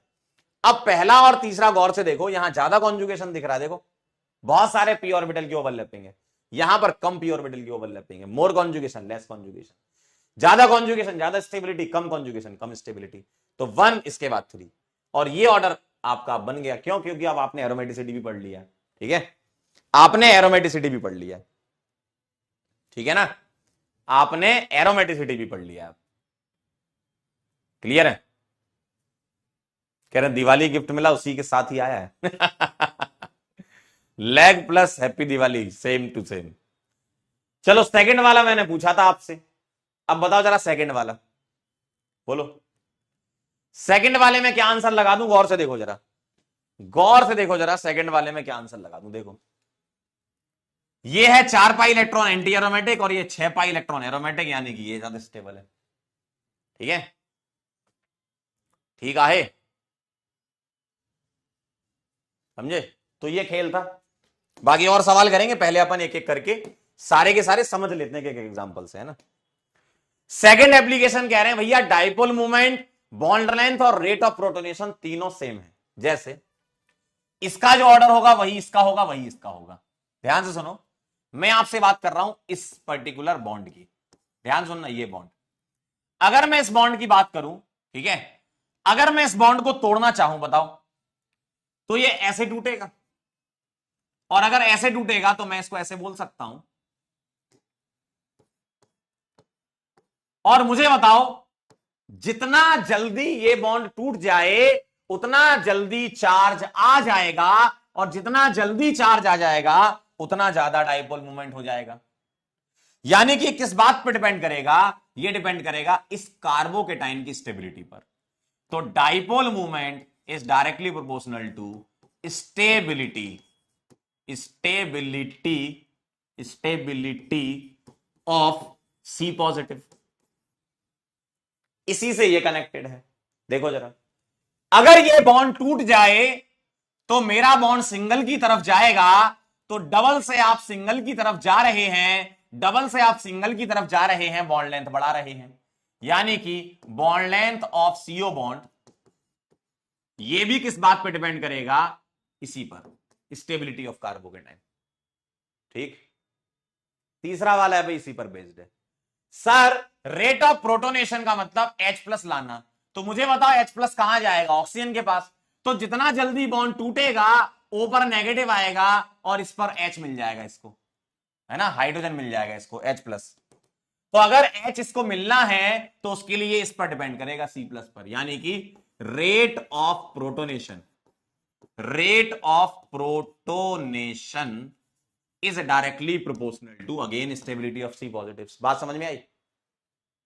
बात समझ में आई? बिल्कुल आसान है, बिल्कुल आसान है। इस बॉन्ड को तोड़ोगे तो डाइपोल मूवमेंट बढ़ेगा इस बॉन्ड का, अगर इस बॉन्ड को तोड़ोगे तो डबल से सिंगल कैरेक्टर बढ़ रहा है तो बॉन्ड लेंथ बढ़ेगी, और इस बॉन्ड को तोड़ोगे तो O नेगेटिव H+ को आसानी से ले लेगा, ठीक है, O नेगेटिव H+ को आसानी से ले लेगा, यानी कि ये तीनों बातें इस पर डिपेंड करेंगी। तो मुझे बताइए जरा आप देख करके, एक सवाल मैंने ये लिखा है, एक सवाल मैंने ये लिखा है, एक सवाल मैंने ये लिखा है। बताइए मुझे, रेट ऑफ प्रोटोनेशन कहां ज्यादा कहां कम, या बॉन्ड लेंथ या डाइपोल मोमेंट, तीनों का ऑर्डर सेम है। ठीक है, तीनों का ऑर्डर सेम है। डाइपोल मोमेंट का ऑर्डर बताएं, या फिर आप सीओ बॉन्ड लेंथ का ऑर्डर बता दें। ठीक है, CO bond length same order होगा। ठीक, या आप मुझे बता दें रेट ऑफ प्रोटोनेशन। बोले भाई, तीनों का सेम टू सेम आंसर आएगा। और क्या आंसर आएगा? बॉन्ड तोड़ेंगे ये माइनस ये प्लस, बॉन्ड तोड़ेंगे ये माइनस ये प्लस, और रिंग को देखेंगे। रिंग देखिए, रिंग अभी आप पीछे कर चुके हो, एरोमेटिक, एरोमेटिक, एंटी एरोमेटिक, मोर कॉन्जुगेशन जी सर, लेस कॉन्जुगेशन जी सर, हो गया काम, पीछे करके आए हो। 1 3 एंटी एरोमेटिक पीछे आएगा 2। ठीक है, 1 3 2 आंसर आएगा, 1 3 2 आंसर आएगा। क्लियर? तो ये सारी बातें सेम टू सेम है। बताओ आगे बढ़ना हो तो बोलो। लिख लिया हो आपने साथ साथ तो बहुत अच्छी बात है, नहीं लिखा तो लिख लो, और लिख लो तो मुझे सूचित कर दो, फिर अपन तीसरे एप्लीकेशन पर चलेंगे। बहुत आसान है, एरोमेटिसिटी चेक करना आता है ना, बहुत आसान एप्लीकेशन है यार ये, बहुत आसान। ठीक है,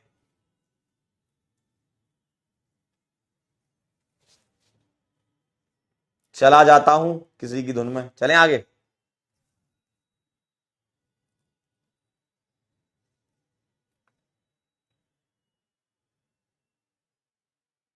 बोलो, आगे बढ़ने की रखिए कि नहीं? लिख लो तो बताओ जल्दी से फटाफट से।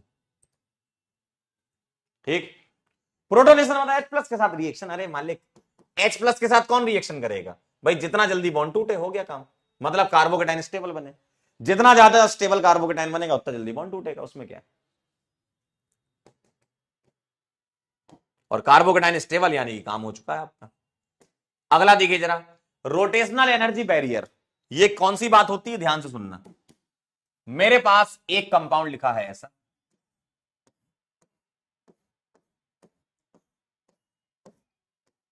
और एक कंपाउंड लिखा है ऐसा।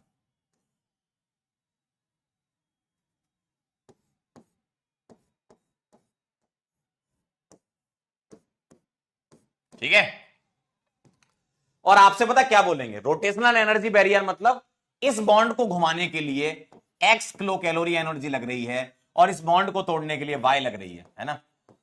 देखो, अगर बॉन्ड टूटेगा तो ये सिंगल बॉन्ड में कन्वर्ट हो जाएगा, कंपाउंड घूम जाएगा, तो तोड़ने के लिए जो एनर्जी लगेगी उसको रोटेशनल एनर्जी बोलते हैं। ठीक है, क्या नाम है इसका?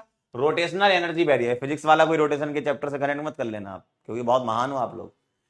तो भाई साहब, रोटेशनल एनर्जी बैरियर अगर पूछा गया है, यानी कि इस बॉन्ड को तोड़ने के लिए एनर्जी कितनी लगेगी, क्योंकि बॉन्ड टूटेगा तो सिंगल बॉन्ड कन्वर्ट हो जाएगा, घूमने लगेगा। ठीक है, तो एक्स और वाई में कौन ज्यादा कौन कम? ठीक है, ये मेरे पास सवाल है। अब मुझे एक बात बताओ, अब मुझे एक बात बताओ, आप मुझे इस बॉन्ड को तोड़कर बता सकते हो?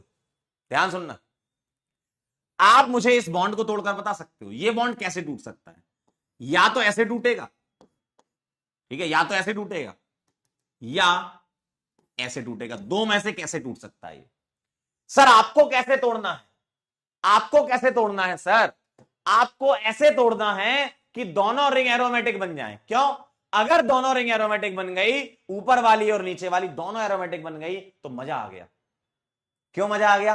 क्योंकि स्टेबिलिटी आ गई, क्योंकि स्टेबिलिटी आने से क्या हो जाएगा? बॉन्ड आसानी से टूट जाएगा। ठीक है, तो मुझे बताओ, इस दोनों रिंग को एरोमेटिक बनाना है, और ये कईयों बार सवाल कर चुके हो, मुझे ऐसे तोड़ना पड़ेगा। क्यों? ऊपर अगर माइनस आएगा तो इस वाली रिंग में 6 पाई इलेक्ट्रॉन सिस्टम बन जाएगा, नीचे प्लस आएगा तो 2 पाई इलेक्ट्रॉन सिस्टम बन जाएगा, और दोनों ही रिंग एरोमेटिक हो जाएंगी। क्या ये बात सही है? क्या ये बात सही है? दोनों रिंग एरोमेटिक हो जाएंगी। मुझे बताओ, यहां पर दोनों रिंग सेम है, चाहे तुम ऐसे तोड़ लो चाहे ऐसे तोड़ लो, बात बराबर है। ठीक है, कैसे भी तोड़ लो बात बराबर है। मान लो मैं ऐसे तोड़ता हूं, तो यहां माइनस यहां प्लस, ऊपर तो चलो ठीक है 6 पाई इलेक्ट्रॉन एरोमेटिक है, नीचे 4 पाई इलेक्ट्रॉन एंटी एरोमेटिक आ गया, यानी कि ये बॉन्ड आसानी से नहीं टूटेगा। सही बात है ना, ये बॉन्ड आसानी से नहीं टूटेगा, ये बॉन्ड आसानी से टूट जाएगा। क्यों? दोनों एरोमेटिक बन रही हैं, बहुत इजीली टूट जाएगा, आसानी से टूट जाएगा। और अगर आसानी से टूट जाएगा मालिक, तो बॉन्ड एनर्जी कम ही लगेगी ना तोड़ने के लिए। तो x is less than y। Clear है? x is less than y, y ज्यादा होगी। देखो ना आप, ये दोनों एरोमेटिक बन रही है, अच्छी बात है ना, जल्दी टूट जाएगा बॉन्ड बीच वाला। ठीक, तो कभी अगर रोटेशनल एनर्जी के सवाल आपको दिखें तो आप ये वाला पाई बॉन्ड तोड़ करके चेक कर लो। क्लियर है एकदम? आगे बढ़ जाऊं, आगे बढ़ जाऊं, इजाजत है मालिक? यस सर, यस कह रहे हैं, यस सर, बहुत बढ़िया, very good. Ritesh HD, Aditya, Ujjam, Arya, very good. चलिए अगला सवाल देखिए जरा, ऐसा वेरिएशन देखिए, है ना सर, एक्स ज्यादा स्टेबल है ना? अरे तो स्टेबल ज्यादा तभी तो जल्दी बॉन्ड टूट जाएगा। जो हमने रोटेशनल एनर्जी बैरियर बोला है ना, बॉन्ड तोड़ने के लिए एनर्जी दे रहा हो, है ना। रिएक्टिविटी विद HX या H2SO4, सर ये भी H प्लस देता है, देखो ये भी H प्लस देता है और ये भी H प्लस देता है, ठीक है। और ये रिएक्शन कहां होगी, ध्यान से सुनना, ROH दिया जाएगा और चाहे ये मिले या ये मिले, H प्लस के साथ एल्कोहल रिएक्ट कर लेता है और ये बना लेता है ROH2 पॉजिटिव, और ये बॉन्ड आसानी से टूट जाता है। क्यों? क्योंकि वाटर एक अच्छा लीविंग ग्रुप कहलाता है, आसानी से छोड़ के चला जाता है। क्यों? क्योंकि ये न्यूट्रल हो जाएगा।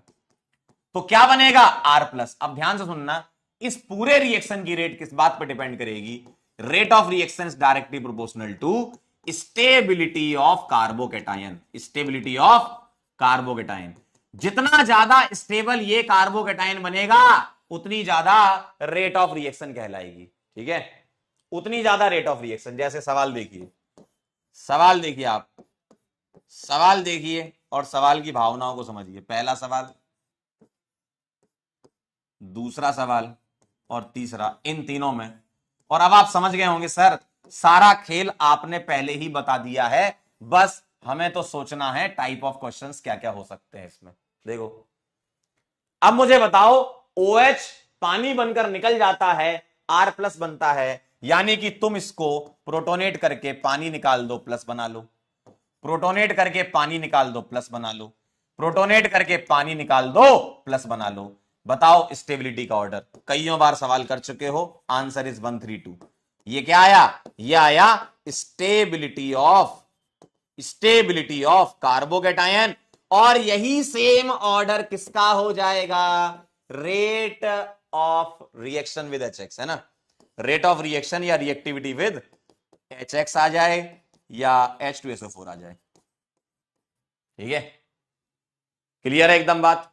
बहुत सिंपल एप्लीकेशन। एल्कोहल H+ को लेकर के पानी बना लेता है, अच्छी तरीके से निकल जाता है पानी। क्यों? क्योंकि ऑक्सीजन पे प्लस अनस्टेबल होता है, तो ये आसानी से बॉन्ड टूटकर कैटायन दे देता है। जितना स्टेबल कैटायन होगा उतनी ज्यादा रेट ऑफ रिएक्शन होगी, ठीक है। जितना स्टेबल कार्बोकेटायन होगा उतनी ज्यादा रेट ऑफ रिएक्शन होगी। क्लियर है? क्लियर है? एक कह रहा सर डाउट एक बार देख लो, आओ जरा। सर प्रोटोनेट कैसे कर रहे हो? प्रोटोनेट का मतलब H+ का जुड़ना, प्रोटोनेशन, प्रोटोनेशन प्रोटॉन का एडिशन, प्रोटोनेशन मतलब प्रोटॉन का एडिशन, H+ का जुड़ना, ठीक है। Sir aromatic resonance hyper inductive में R मतलब मेजो, हाँ R तुम्हारा रेजोनेंस हो या मेसोमेरिक इफेक्ट हो, वहां लिख सकते हो आप, कोई दिक्कत नहीं, ठीक है। सर 2 को मोर एनर्जी क्यों लगेगी टूटने के लिए? समीर 2 को इसलिए ज्यादा एनर्जी लगेगी उस वाले में, रोटेशनल एनर्जी में, क्योंकि वहां एक एंटी एरोमेटिक बन रहा है। अरे यार जहां एरोमेटिक बन रहे हैं वहां कम एनर्जी लगेगी, एंटी एरोमेटिक बन रहा है ज्यादा एनर्जी लगेगी, अनस्टेबल बना रहे हो तुम, है ना, ठीक है। क्लियर? चलिए अगला देखिएगा, अगला देखिएगा, रिएक्टिविटी टुवार्ड्स सिल्वर नाइट्रेट या SbCl5। ध्यान से सुनना जरा, यहां क्या होता है, ये Ag+ एक लुविस एसिड है और यहां स्वयं SbCl5 लुविस एसिड है, ठीक है। ये SbCl5 खुद लुईस एसिड होता है और यहां Ag प्लस लुईस एसिड होता है। तो जरा ध्यान से सुनिएगा, अगर मैं यहां पर एसिड अल्काइल क्लोराइड लेकर आऊं और इसकी रिएक्शन मैं इससे करा दूं, ठीक है, या मैं इससे करा दूं, क्या होने वाला है, यहां Ag प्लस इस बॉन्ड को तोड़वा देगा। क्यों? क्योंकि AgCl का पीपीटी बन जाएगा और पीपीटी बनना अच्छी बात है, व्हाइट पीपीटी होता है ये। और यहां SbCl5 लुईस एसिड की तरह काम करेगा और Cl माइनस जो निकला वो लुईस बेस की तरह काम करेगा, SbCl6 नेगेटिव बना लेगा। यहां भी R प्लस बनेगा और यहां भी R प्लस बनेगा, मतलब दोनों में R प्लस बनना है। और अब आप जानते हैं क्या कि इस रिएक्शन की रेट ऑफ रिएक्शन अगर पूछा जाए तो डायरेक्टली प्रोपोर्शनल होगी क्या, स्टेबिलिटी ऑफ कार्बोकैटायन। यानी कि पिछले वाले सवाल का आंसर है यार, पिछले वाले सवाल का आंसर है, देखो पिछले वाले सवाल का आंसर है। बस यहां क्या कर दो, तुम यहां Cl लगा रहे हो, देखो तुमने क्या करा, यहां Cl लगा दिया और सवाल तुमसे पूछ लिया compare rate of reaction towards silver nitrate. बोलो भाई, अगर तुमसे पूछ लिया rate of reaction towards silver nitrate तो बता नहीं पाओगे क्या? बहुत आसान है, बिल्कुल बता दोगे। या SbCl5, बोलो भाई, क्या तुम इसका आंसर नहीं कर पाओगे क्या? बहुत आसान है, इसको तोड़ो माइनस प्लस, इसको तोड़ो माइनस प्लस, कितनी बार करोगे यार सेम सवाल, माइनस प्लस। वेरिएशन देख लो, बस वेरिएशन देख लो, कितनी बार सवाल करोगे, सेम आंसर है 132, 132 आंसर है, 132 आंसर है। सवाल का बस वेरिएशन देख लो क्या होता है। पीछे वाले में एल्कोहल दिया जाएगा तो सवाल पूछेंगे रेट ऑफ प्रोटोनेशन, है ना, rate of reaction towards HX या H2SO4। इस वाले में क्या पूछेंगे आपसे, rate of reaction towards silver nitrate या SbCl5। ठीक है भाई, कुछ ज्यादा इसमें है ही नहीं, इसमें कोई टफ नाम की चीज होती नहीं है। थोड़े बहुत टफ सवाल तब बनेंगे जब SN1 रिएक्शन पढ़ोगे, वो तब पढ़ेंगे जब पढ़ेंगे। एरोमेटिसिटी के एप्लीकेशन में कोई ऐसा टफ है ही नहीं यार, बहुत आसान है। ठीक है, बढ़ जाऊं आगे, इजाजत है आपकी? मालिक इजाजत दे दो जल्दी से। अरे बहुत आसान है यार, दिमाग पे जोर डालोगे आपको समझ में आ जाएगा। पीपीटी मतलब प्रेसिपिटेट, और प्रेसिपिटेट बनना अच्छी बात होती है। ठीक है, अगला देखो एसिडिक स्ट्रेंथ। एसिडिक स्ट्रेंथ कैसे पता करोगे, ध्यान से देखिएगा। एक मेरे पास ये लिखा है, दूसरा मेरे पास ये लिखा है और तीसरा मेरे पास ये लिखा है।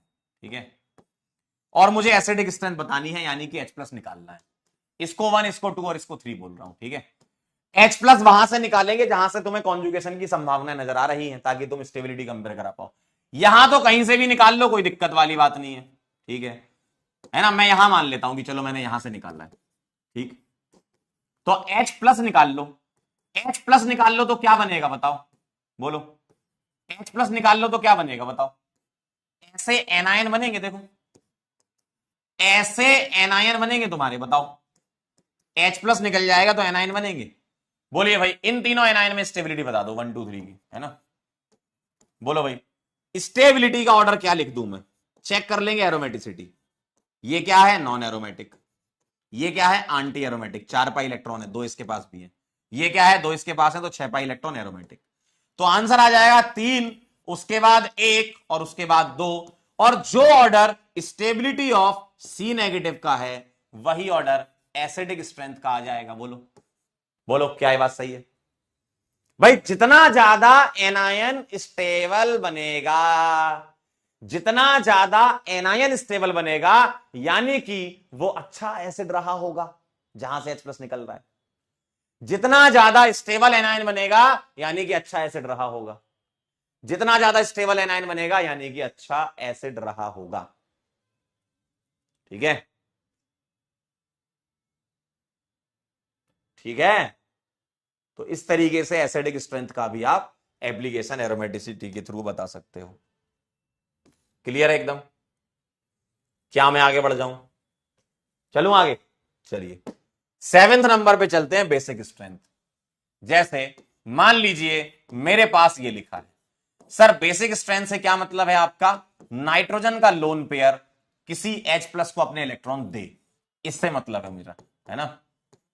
ध्यान से देखिएगा, नाइट्रोजन का लोन पेयर किसी H प्लस को या लुईस एसिड को अपना लोन पेयर दे दे। ठीक है, तो ये बेसिक स्ट्रेंथ हमें कंपेयर करानी है। ठीक है, तो मुझे बताइए इसके पास भी लोन पेयर, इसके पास भी लोन पेयर है। ध्यान सुनना, इसका लोन पेयर इन्वॉल्व होगा तब जाकर ये एरोमेटिक बनेगा। ध्यान सुन लो क्या बोला मैंने बोला कि बेसिक स्ट्रेंथ क्या चेक कर रहे हो तुम? बेसिक स्ट्रेंथ चेक कर रहे हो donation of lone pair of nitrogen, यही चेक कर रहे हो आप, है ना? किसको? 2H+। ठीक है, ध्यान सुन लो, अगर मैं आपसे बोलूं यहां नाइट्रोजन का लोन पेयर लोकलाइज है तो क्या ये बात सही है? सर एकदम सही है। क्यों? क्योंकि इसमें कॉन्जुगेशन पाई बॉन्ड का चल रहा होगा।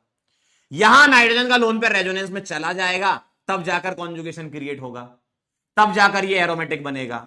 ये वाला भी एरोमेटिक है और ये वाला भी एरोमेटिक है। ध्यान सुन लो, पायरिडीन और पायरोल दोनों एरोमेटिक है। पायरिडीन और पायरोल दोनों एरोमेटिक है।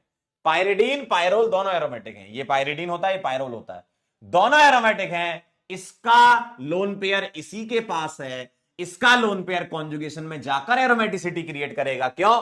तभी तुम्हारे 6 पाई इलेक्ट्रॉन्स आएंगे। सही बात है ना? इसका लोन पेयर यहीं रहेगा, इसका लोन पेयर रेजोनेंस में चला जाएगा। कोई H+ जब इसके पास जाएगा, मालिक नाइट्रोजन बोलेगा इधर आओ, मेरे तो पाई बॉन्ड कॉन्जुगेशन कर रहे हैं, मुझे अपने इलेक्ट्रॉन किसी को देने हैं, आओ तुम्हें दे देता हूं। इसके पास जाएगा, बोलेगा मालिक मेरे को तो रेजोनेंस करना, मैं नहीं दे पाऊंगा। तो ये दो प्रकार के लोग होते हैं जीवन में, एक एकदम खुले दिल के होते हैं, एक थोड़ा दिल का दरवाजा बंद कर लेते हैं। क्यों? क्योंकि उनके ऊपर घर की कुछ रेस्पॉन्सिबिलिटीज होती हैं। ठीक है, तो इनकी घर की कुछ रेस्पॉन्सिबिलिटी है, यहां तो इनके बच्चे ही खेले जा रहे हैं। ठीक है, युगांश कह रहे हैं मालिक 6 में आपने एसिडिटी का ऑर्डर में GDBD किया है। आइए जरा, 6th वाले में एसिडिटी के ऑर्डर में क्या किया है? 3 वाला एरोमेटिक है, ये नॉन एरोमेटिक है, एंटी एरोमेटिक है। 3 1 2 एकदम सही लिखा है, आपका दिमाग GDBD में चला गया है। ठीक है, चलिए आइए जरा अगला। ये समझ गए आप बेसिक स्ट्रेंथ? बेसिक स्ट्रेंथ समझ गए आप? अरे बहुत आसान है यार, क्या इसमें, बहुत आसान है। अरे मालिक एसिडिक स्ट्रेंथ में H+ निकालोगे, एनायन बनेगा, एनायन रेजोनेंस कर रहा है, वो वाला एरोमेटिसिटी दे रहा है। ठीक है, ठीक है,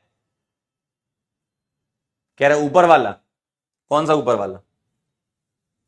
अच्छा ये ऑर्डर कह रहे हो? अरे दादा, अरे दादा, 3 1 2, हाँ ये कह रहे हो, तो ये मुझे लगा ये तुम कह रहे हो युगान जी, ये ऊपर वाला कह रहा है, मुझे लगा ये कह रहे हो तुम। इसमें कहा aromatic, non aromatic, anti aromatic, हाँ इस वाले में 3 1 2 आएगा। ये क्लियर है बेसिक स्ट्रेंथ? जी सर, बहुत बढ़िया। आगे चलूं, आगे चलूं, कह रहे सर बेफिजूल चमका दिया मेरी नजर इधर थी स्टेबिलिटी पे। बिल्कुल सही बात है। चलो आप आइए अगली रिएक्शन देखिए। रिएक्शन विद सोडियम हो जाए, ठीक है, पोटेशियम हो जाए, एल्यूमिनियम हो जाए, लिथियम हो जाए, है ना, मतलब मेटल के साथ रिएक्शन है एक्चुअल में ये, है ना, मेटल के साथ रिएक्शन। अब मुझे बताओ मेटल क्या करता है? क्या मुझे तुम बता सकते हो? बिल्कुल बेसिक सी बात, वापस आइए इधर। मेटल क्या करता है बोलो? बचपन से सुना है तुमने, मेटल क्या करता है बताओ, बोलो मेटल क्या करता है, बोलिए मेटल क्या करता है, बोलो क्या करता है मेटल? कह रहे जो करता होगा करने दो, हमें क्या मतलब हाँ बहुत बढ़िया, यस।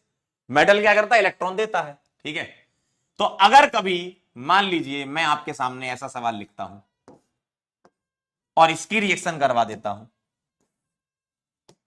सोडियम के साथ, ठीक है, और यहां भरपूर मात्रा में, ऐसा नहीं कि 1 मोल 2 मोल, ऐसा कुछ नहीं, भरपूर मात्रा में जितना काम का उतना ले लो। ठीक है, Na के साथ तुमने रिएक्शन करा दी, वैसे तो लिख देते हैं यहां पर, मेंशन कर देंगे तो बहुत अच्छी, यूजुअली लिख देते हैं, नहीं लिखा तो भी अपन मान के चलना कि अपने को करना है। ठीक है, मैंने यहां लिख दिया 2Na, ठीक है, और आपसे ऐसे बोल देते हैं ए बनेगा। अब बताओ ए एरोमेटिक है, नॉन एरोमेटिक है कि एंटी एरोमेटिक? ठीक है, तो मुझे बताइए सोडियम का काम क्या होगा? सोडियम का काम क्या होगा? ये इलेक्ट्रॉन दे देगा। ठीक है, तो मेरे पास 2 इलेक्ट्रॉन है और ये अपना पाई बॉन्ड तोड़ लेगा, रेडिकल और रेडिकल बना लेगा, और अगर ये रेडिकल रेडिकल बना लेगा, 2 इलेक्ट्रॉन है, एक इसके पास एक इसके पास चला जाएगा, तो एक ऐसा दिखेगा, मालिक मेरे को ऐसा नजर आएगा। क्या तुम इसमें एरोमेटिसिटी चेक कर सकते हो? Yes sir. 2 2 4 2 6 pi electron, 6 pi electron यानी कि एरोमेटिक हो जाएगा। समझे? इस तरीके से सवाल होते हैं इसमें। ठीक, तो मेटल का काम इलेक्ट्रॉन देने का होता है। ठीक है, मेटल का काम इलेक्ट्रॉन देने का होता है। मेटल का काम इलेक्ट्रॉन, बेटा बुर्ज रिएक्शन नहीं है ये कहां से बुर्ज रिएक्शन है? ठीक है, ठीक है। चंदन कह रहे हैं सर 6 पॉइंट का सेकंड वाला रेजोनेंस करा। बेटा एरोमेटिसिटी ज्यादा होती है ऊपर, रेजोनेंस से ऊपर एरोमेटिसिटी। ठीक है, तो कभी ऐसे मेटल वेटल आ जाए यहां पर तो आप इस तरीके से सवाल कर सकते हैं। ठीक है, चलें आगे बढ़े, चला जाए। शुभम कह रहे हैं पहले से एरोमेटिक हो तो नो रिएक्शन। अगर पहले से एरोमेटिक है, देखो यूजुअली तुम्हें एंटी एरोमेटिक कंपाउंड यहां दिखेंगे। अगर पहले से एरोमेटिक है तो तुम एक बार चेक कर लो, मान लो तुम्हें ऐसा दिया है। ठीक है ना? अगर वो पूछना चाहते हैं कि चलो बताओ क्या है, अगर जानबूझ के पूछना चाहें तो आपको बताना ही पड़ेगा। अगर जानबूझ के रिएक्शन दे दी, बोल दिया बताओ ये क्या बनेगा, तब तो तुम्हें करना ही पड़ेगा। 2 2 4 2 6 2 8, तो बोल दो कि 8 पाई इलेक्ट्रॉन एंटी एरोमेटिक। लेकिन ऐसा होना मुश्किल है, इसलिए तुम्हें यहां पर एंटी एरोमेटिक दिए जाएंगे। लेकिन अगर पूछा ही गया है कि नहीं बनाओ ही बनाओ, तो बनाओ तो बना देंगे, उसमें क्या, मना थोड़ी करेंगे अपन। ठीक है, चलिए आगे बढ़े, अगला देखिए जरा। रिएक्शन विद Fe+3 के साथ अगर हो जाए, ध्यान से देखिएगा, अगर Fe+3 के साथ रिएक्शन हो जाए, जैसे मान लो ये है, तो मुझे बताओ Fe+3 क्या चाहेगा? बोलो Fe+3 क्या चाहेगा? बोलो Fe+3 ये चाहेगा कि मेरे को इलेक्ट्रॉन मिल जाए और मैं Fe+2 में चला जाऊं। यही चाहेगा ये, यही चाहेगा ना, Fe+2। याद करें 4s0 3d6 उस टाइप का, मतलब कॉन्फ़िगरेशन स्टेबल हो जाएगा, ये समझ लो।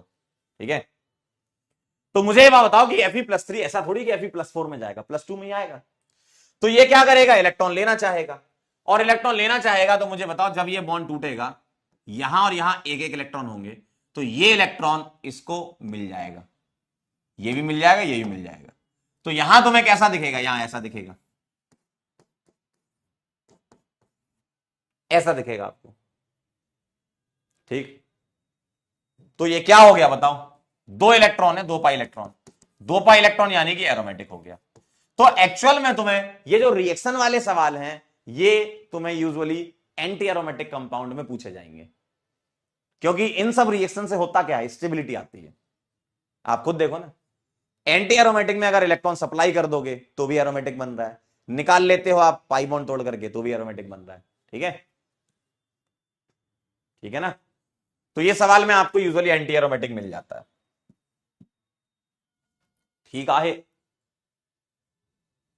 ठीक है। अनिकेत कह रहे हैं सर Fe+3। बेटा अब मेरी बात ध्यान सुनो, Fe+3 उसके आगे थोड़ी जाएगा, Fe+4 थोड़ी बनाएगा। Fe+3 अगर बनाना चाहेगा तो Fe+2 बनाएगा ना, ऐसा बोलो आप। ये मत बोलना सर Fe+3 इलेक्ट्रॉन नहीं लेता, कभी बहुत कर रखा तुमने भाई इनऑर्गेनिक में, Fe+3 खूब इलेक्ट्रॉन दिलाए तुमने। ठीक है, एक कह रहा सर दिला ही रहे हो तो 3 इलेक्ट्रॉन दिला दो। बेटा उससे काम नहीं बन पाएगा अपना अगर तुम सोचो कि सर 3 दिलवा दो तो काम ही नहीं बन पाएगा, फिर एरोमेटिसिटी आ नहीं पाएगी। हम ये कर किस ले रहे हैं? एरोमेटिसिटी के लिए कर रहे हैं। क्लियर है एकदम? समझ गए? तो चलिए मुझे एक सवाल का आंसर कर दीजिए। ये सब जो है वो स्टेबिलिटी के लिए हो रहा है। मल्टीपल आंसर करेक्ट है, तसल्ली से करना, जल्दीबाजी नहीं। ठीक है, शिवा कह रहे हैं 8th में तो sp3 होगा तो ए कैसे है? क्या शिवा, ए शिवा, ये सब sp2 है। अरे लोन पेयर कॉन्जुगेशन में है मालिक, कैसी बातें कर रहे हो? ठीक है, चलिए बताना जरा इसका आंसर। देखिए क्या लग रहा है आपको, बोलो। विच of the following reaction will form stable ion. देखो ये सारी की सारी जितनी रिएक्शन पीछे पड़ के आए ना, स्टेबिलिटी के लिए हो रही है। स्टेबल आयन कौन कौन बना रहा है? AgNO3 क्या करेगा, उड़ाओ जरा, बताओ मुझे। ये क्या करेगा, ये क्या करेगा, ये क्या करेगा, ये क्या करेगा बेटा? HbF4 H प्लस देता है ना। HbF4 क्या करता है? H प्लस देता है। ये H प्लस प्रोड्यूसर है, ठीक है। ये भी H प्लस देता है, ये भी H प्लस देता है, ये मेटल इलेक्ट्रॉन देता है, ये हेलोजन खींचता है। बोलो स्टेबल बताओ जरा, बोलो स्टेबल बता दो मुझे।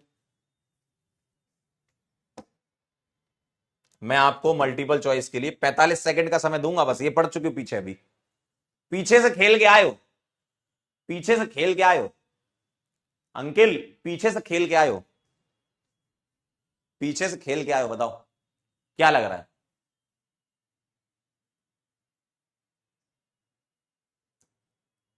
क्या लगता है तुमको, जल्दी बता दो मुझको। बोलो बेटा, अभी तो मैंने जस्ट एप्लीकेशन था इसलिए रिएक्शन शॉर्ट में बता दी। ये सब रिएक्शन फुल डिटेल में SN1 SN2 में आ जाएंगी, है ना। बेटा यहां नहीं लिखा है तो आप मान के चलो, बाय डिफॉल्ट एक्सेस में जितने निकालना चाहो निकालो। 2 Br दिख रहे हैं, इसको भी निकालो और इसको भी निकालो, और बताओ मुझे ये रिंग जो है वो क्या है? ये 2 पाई इलेक्ट्रॉन दिख रहा है, एरोमेटिक है, ठीक है, यानी कि इसमें स्टेबल आयन बन जाएगा। इधर सोचो जरा, इसका क्या बन जाएगा? ये इलेक्ट्रॉन सप्लाई करेगा तो नेगेटिव चार्ज आ जाएगा, एरोमेटिक हो जाएगा। तो A हो गया, B हो गया। ये H प्लस क्या करेगा, यहां पर बॉन्ड टूटेगा, माइनस और प्लस, और ये H प्लस इसके पास चला जाएगा तो OH बन जाएगा, और ये जो रिंग है वो एंटी एरोमेटिक बन जाएगी, है ना।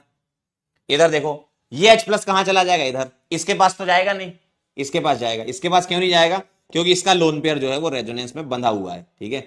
ये बॉन्ड टूटेगा, यहां माइनस यहां प्लस, और इसके पास H चला जाएगा तो ये वाला पॉजिटिव चार्ज। गौर से देखो, ये 7 की रिंग दिख रही है, देखा?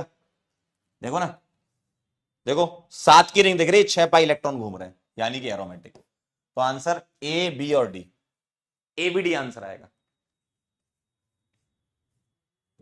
देखिए जरा, ABD आएगा, बिल्कुल सही। सी वाले थोड़ा फैल गए, क्योंकि सी वाले ध्यान से देखो एंटी एरोमेटिक आ रही है, 5 की रिंग पे प्लस आ रहा है, ठीक है।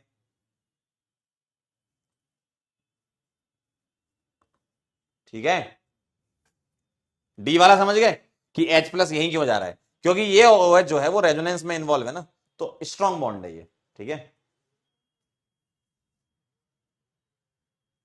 डन। और ए वाले में तो Br दोनों उड़ा दोगे तो 2 प्लस आ जाएंगे, और 2 पाई इलेक्ट्रॉन की वजह से एरोमेटिक हो जाएगा,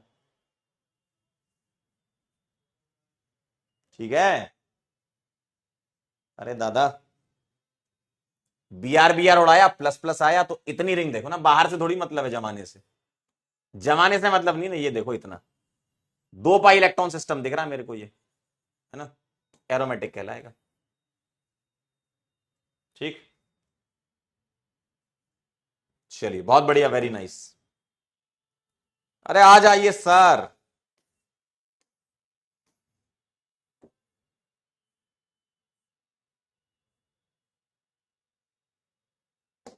ये आंसर कर दे मुझे। विच of the following compound has the greater dipole movement? बोले डाइपोल मूवमेंट ज्यादा, बोलिए। C डबल बॉन्ड, बॉन्ड को तोड़ के देखो मालिक, ऑक्सीजन के इलेक्ट्रॉन रेजोनेंस मालिक, रिंग के अंदर देखते हैं, बाहर वाले इलेक्ट्रॉन का सप्लाई नहीं देखते। रिंग के अंदर कितने हैं, बाहर से नहीं, रिंग के अंदर वाले, बाहर वालों से मतलब नहीं है तुम्हें। बोलो भाई किसका डाइपोल मूवमेंट ज्यादा? अगर मैं इसको तोड़ूंगा तो ये माइनस ये प्लस, इसको तोड़ूंगा ये माइनस ये प्लस। ये वाला पॉजिटिव रेजोनेंस की वजह से स्टेबल है, और ये वाला पॉजिटिव यहां एरोमेटिसिटी आ रही है। रेजोनेंस तो सच में इसमें भी होगा, क्यों? जब तुम इसका रेजोनेटिंग स्ट्रक्चर बनाओगे तो यहां प्लस आएगा तो इस रिंग से स्टेबल हो जाएगा, और फिर प्लस यहां भी आ सकता है तो इस रिंग से स्टेबल हो जाएगा। एडिशनल फैक्टर क्या है इसमें? एडिशनल फैक्टर है एरोमेटिसिटी। ये जो 3 की रिंग है ये एरोमेटिक आ रही है, ये जो 3 की रिंग एरोमेटिक, यहां तो रिंग ही नहीं है। ठीक है, तो 1 वाला ज्यादा हो जाएगा। ठीक है, 1 वाला ज्यादा हो जाएगा, 3 की ring aromatic.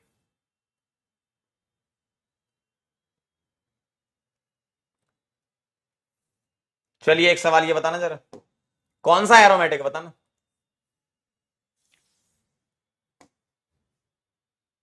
Which of the following is aromatic?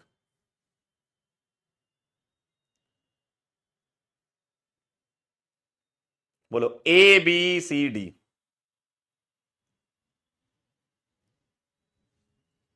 A B C D में से कर दो जरा आंसर, बोलो भाई। ये तो मालिक 10 एनुलिन हो गया आपका। अरे भैया, एच और एच का रिपल्सन हो गया ना, ये तो एच और एच का रिपल्सन है, तो एक डार्क में बनेगा तो दूसरा डैश में बना देना, है ना। तो ये नॉन एरोमेटिक हो जाएगा। ये वाला 2 2 4 2 6 और 2 8 एंटी एरोमेटिक हो जाएगा। ये वाला टब लाइक नॉन एरोमेटिक।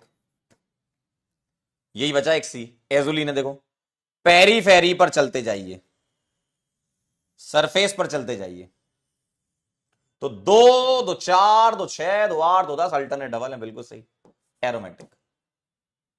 ठीक है,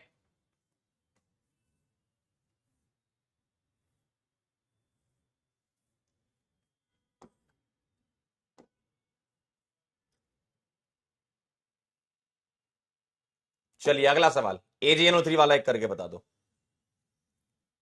AgNO3, compare the stability of carbocation which are formed when reaction with silver nitrate. बताओ। आप बोलोगे सर आयोडीन आ गया, आने दो।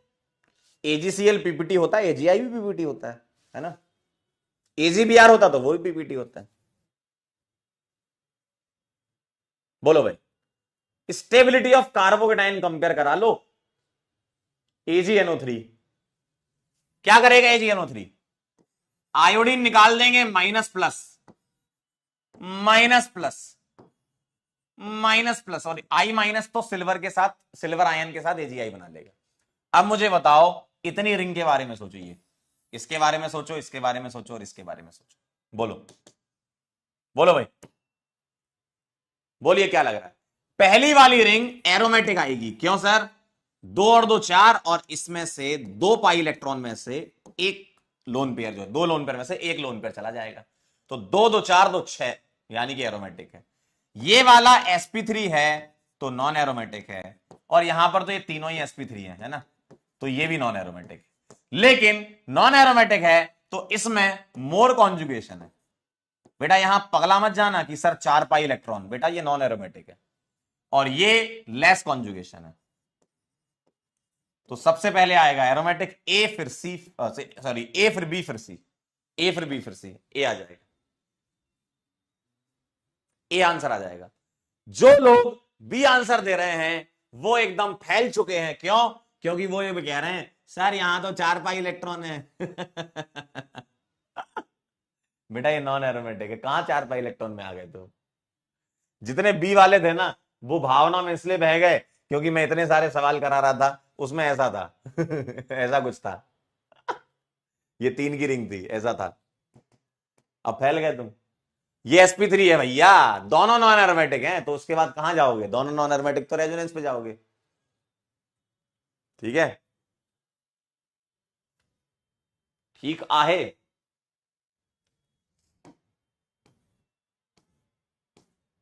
समझ पाए आपके साथ क्या खेल हो गया?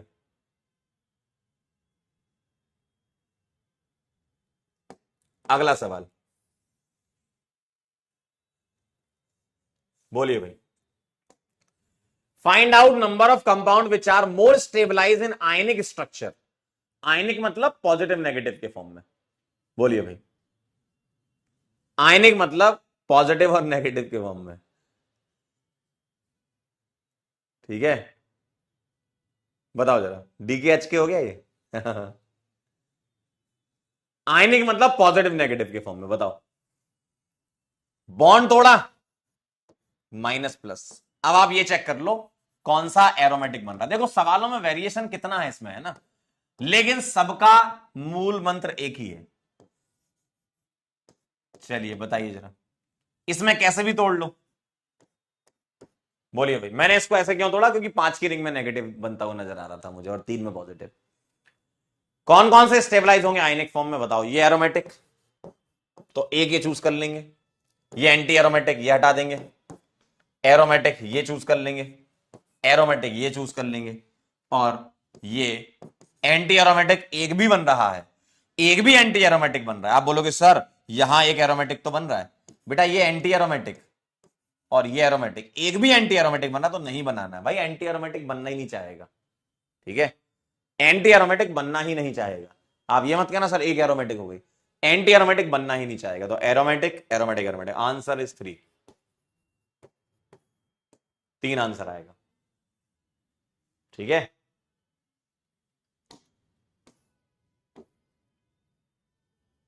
चलिए अगला सवाल। The number of aromatic compound बोल दो, फटाफट देख के बता दो, तुरंत से पहले देखकर बता दीजिए एरोमेटिक कंपाउंड कौन कौन से आपको नजर आ रहे हैं, नजर आ रहे हैं बताएं। 1 मिनट के अंदर आप आंसर कर सकते हैं इस सवाल का, देख के, बस आंखों से देखो और आंसर कर दो, आंखों से देखो और आंसर कर दो। योगेंद्र क्या कह रहे हैं, सर रेजोनेंस स्टेबलाइज नहीं हो सकता। बेटा मैंने आपको लिखवाया था, मैंने आपको पीछे पॉइंट लिखवाया योगेंद्र जी एक, कि anti aromatic compounds are not stabilised by resonance.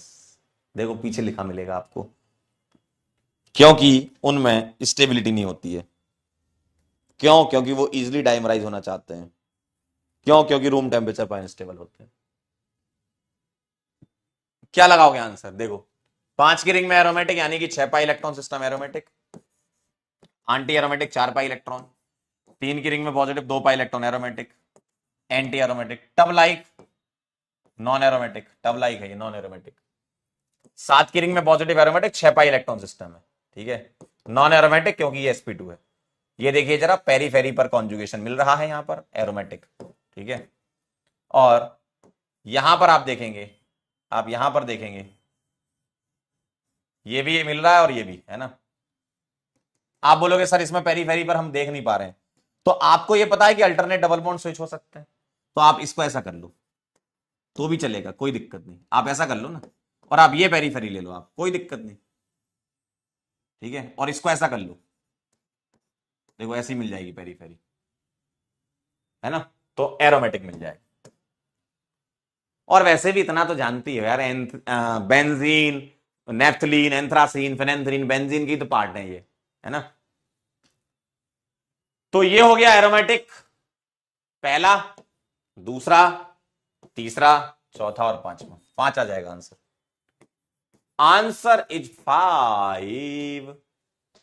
5 5 answer. ठीक है, कह रहे सेकंड लास्ट, अरे करवाया तो था सेकंड लास्ट अभी थोड़ी देर पहले। भाई सेकंड लास्ट वाला पेरीफेरी का पहले ही सवाल करवाया था मैंने आपको, पहला या दूसरा। बेटा ये नॉन एरोमेटिक क्यों है? क्योंकि sp3 हाइब्रिडाइज हो गए, एक ही रिंग है। ये एक से ज्यादा रिंग आ गई, और एक से ज्यादा रिंग आ गई तो पेरीफेरी से चलो, लार्जेस्ट पेरीफेरी से। ठीक है, डन है। चलिए बहुत बढ़िया, very nice, very nice, very good. अगला सवाल करेंगे भाई। नेक्स्ट क्वेश्चन बताओ, aromatic, anti aromatic and non aromatic molecule बताओ जरा, बोलो क्या लग रहा है। यहां पर आप अल्टरनेट डबल को ऐसे भी बना सकते हो, ठीक है, और पेरीफेरी से सोच लो आप। ठीक है, मैं इसको ऐसे कर देता हूं, चलो सोचो जरा। अल्टरनेट डबल को आप स्विच करके ऐसे बना लो और आप पेरीफेरी से सोचो। 1, 2 और 3 में आंसर बताओ। अच्छा तीसरा वाला तो मुंह पे देखते ही बता दो, मालिक ड्यूटीरियम लगाने से भी क्या हो जाएगा यार। ड्यूटीरियम लगाने से क्या हो जाएगा? टब लाइक स्ट्रक्चर दिख रहा है कि नहीं दिख रहा है? देखो टब लाइक स्ट्रक्चर दिख रहा है कि नहीं? अरे जे टब लाइक स्ट्रक्चर है अंकल, और अगर टब लाइक स्ट्रक्चर दिख रहा है तो नॉन एरोमेटिक है। इधर आ जाओ जरा, पेरी फेरी से चलेंगे, एरोमेटिक हो जाएगा, अभी थोड़ी देर पहले करके आओ। 2 2 4 2 6 2 8 2 10 2 12 2 14, ठीक है।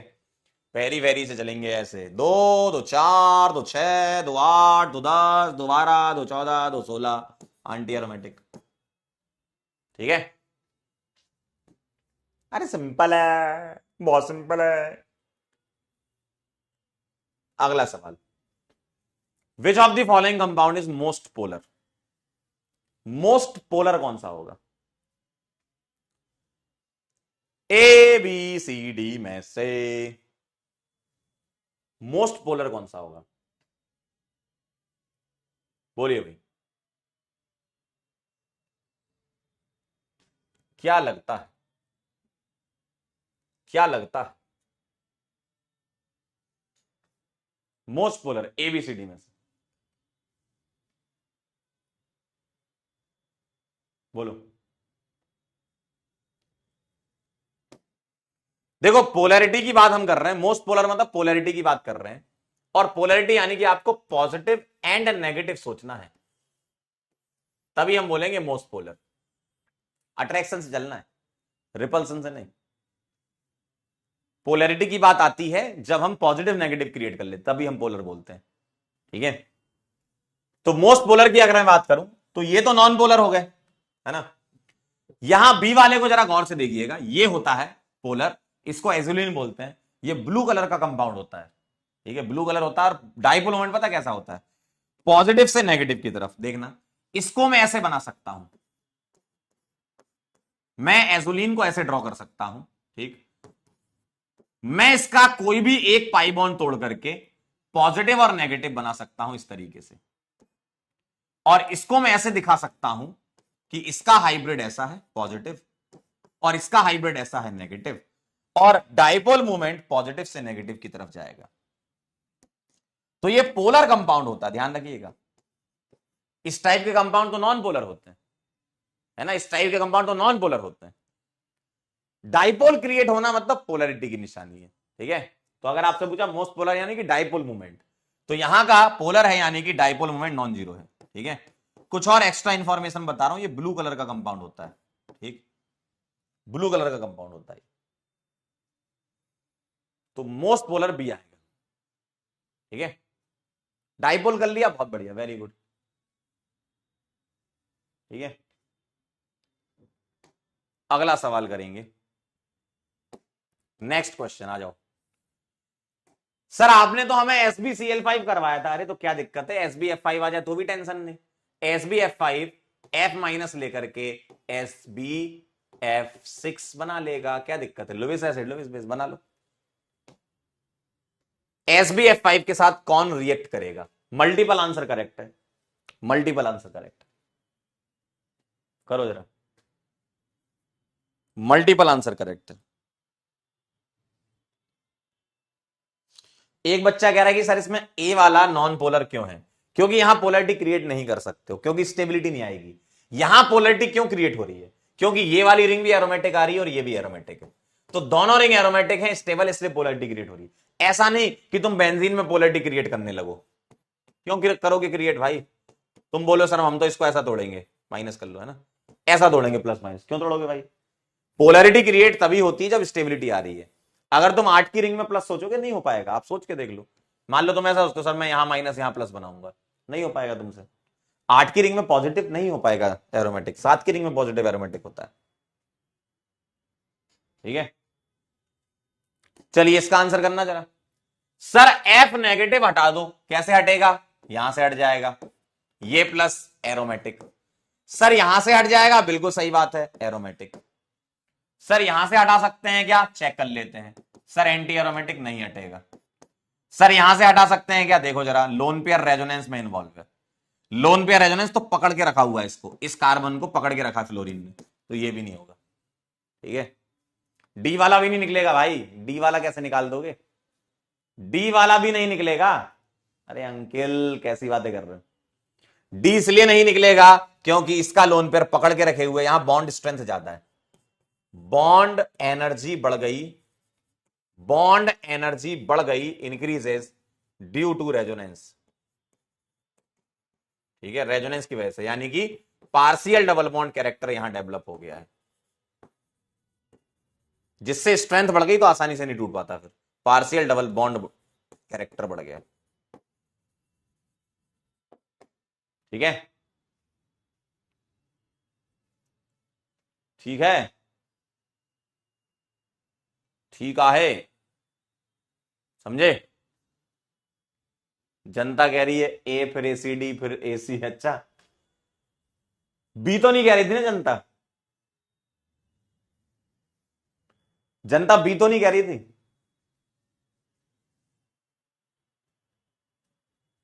क्यों? यस कह रहे सर, मैंने एसी बोला था। अच्छा, डी कोई नहीं बोला था? अच्छा, ठीक है।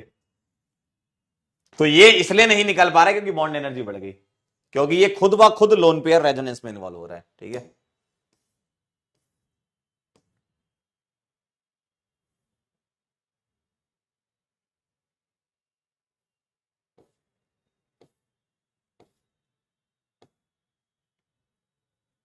चलिए एक सवाल और आ रहा है आपके सामने।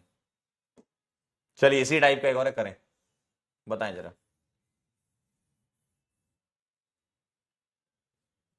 Which compound on reaction with SbCl5 can give an aromatic product? बताओ। हेलोजन हटा दो, प्लस बना लो, सोच लो, सोचो जरा, दिमाग दौड़ाइए। हेलोजन हटा करके प्लस लगा लो, जितने हेलोजन है सारे हटा लो, करो, ट्राई करो। टिराई कीजिए सर, टिराई, टिराई कीजिए, बोलिए क्या लग रहा है?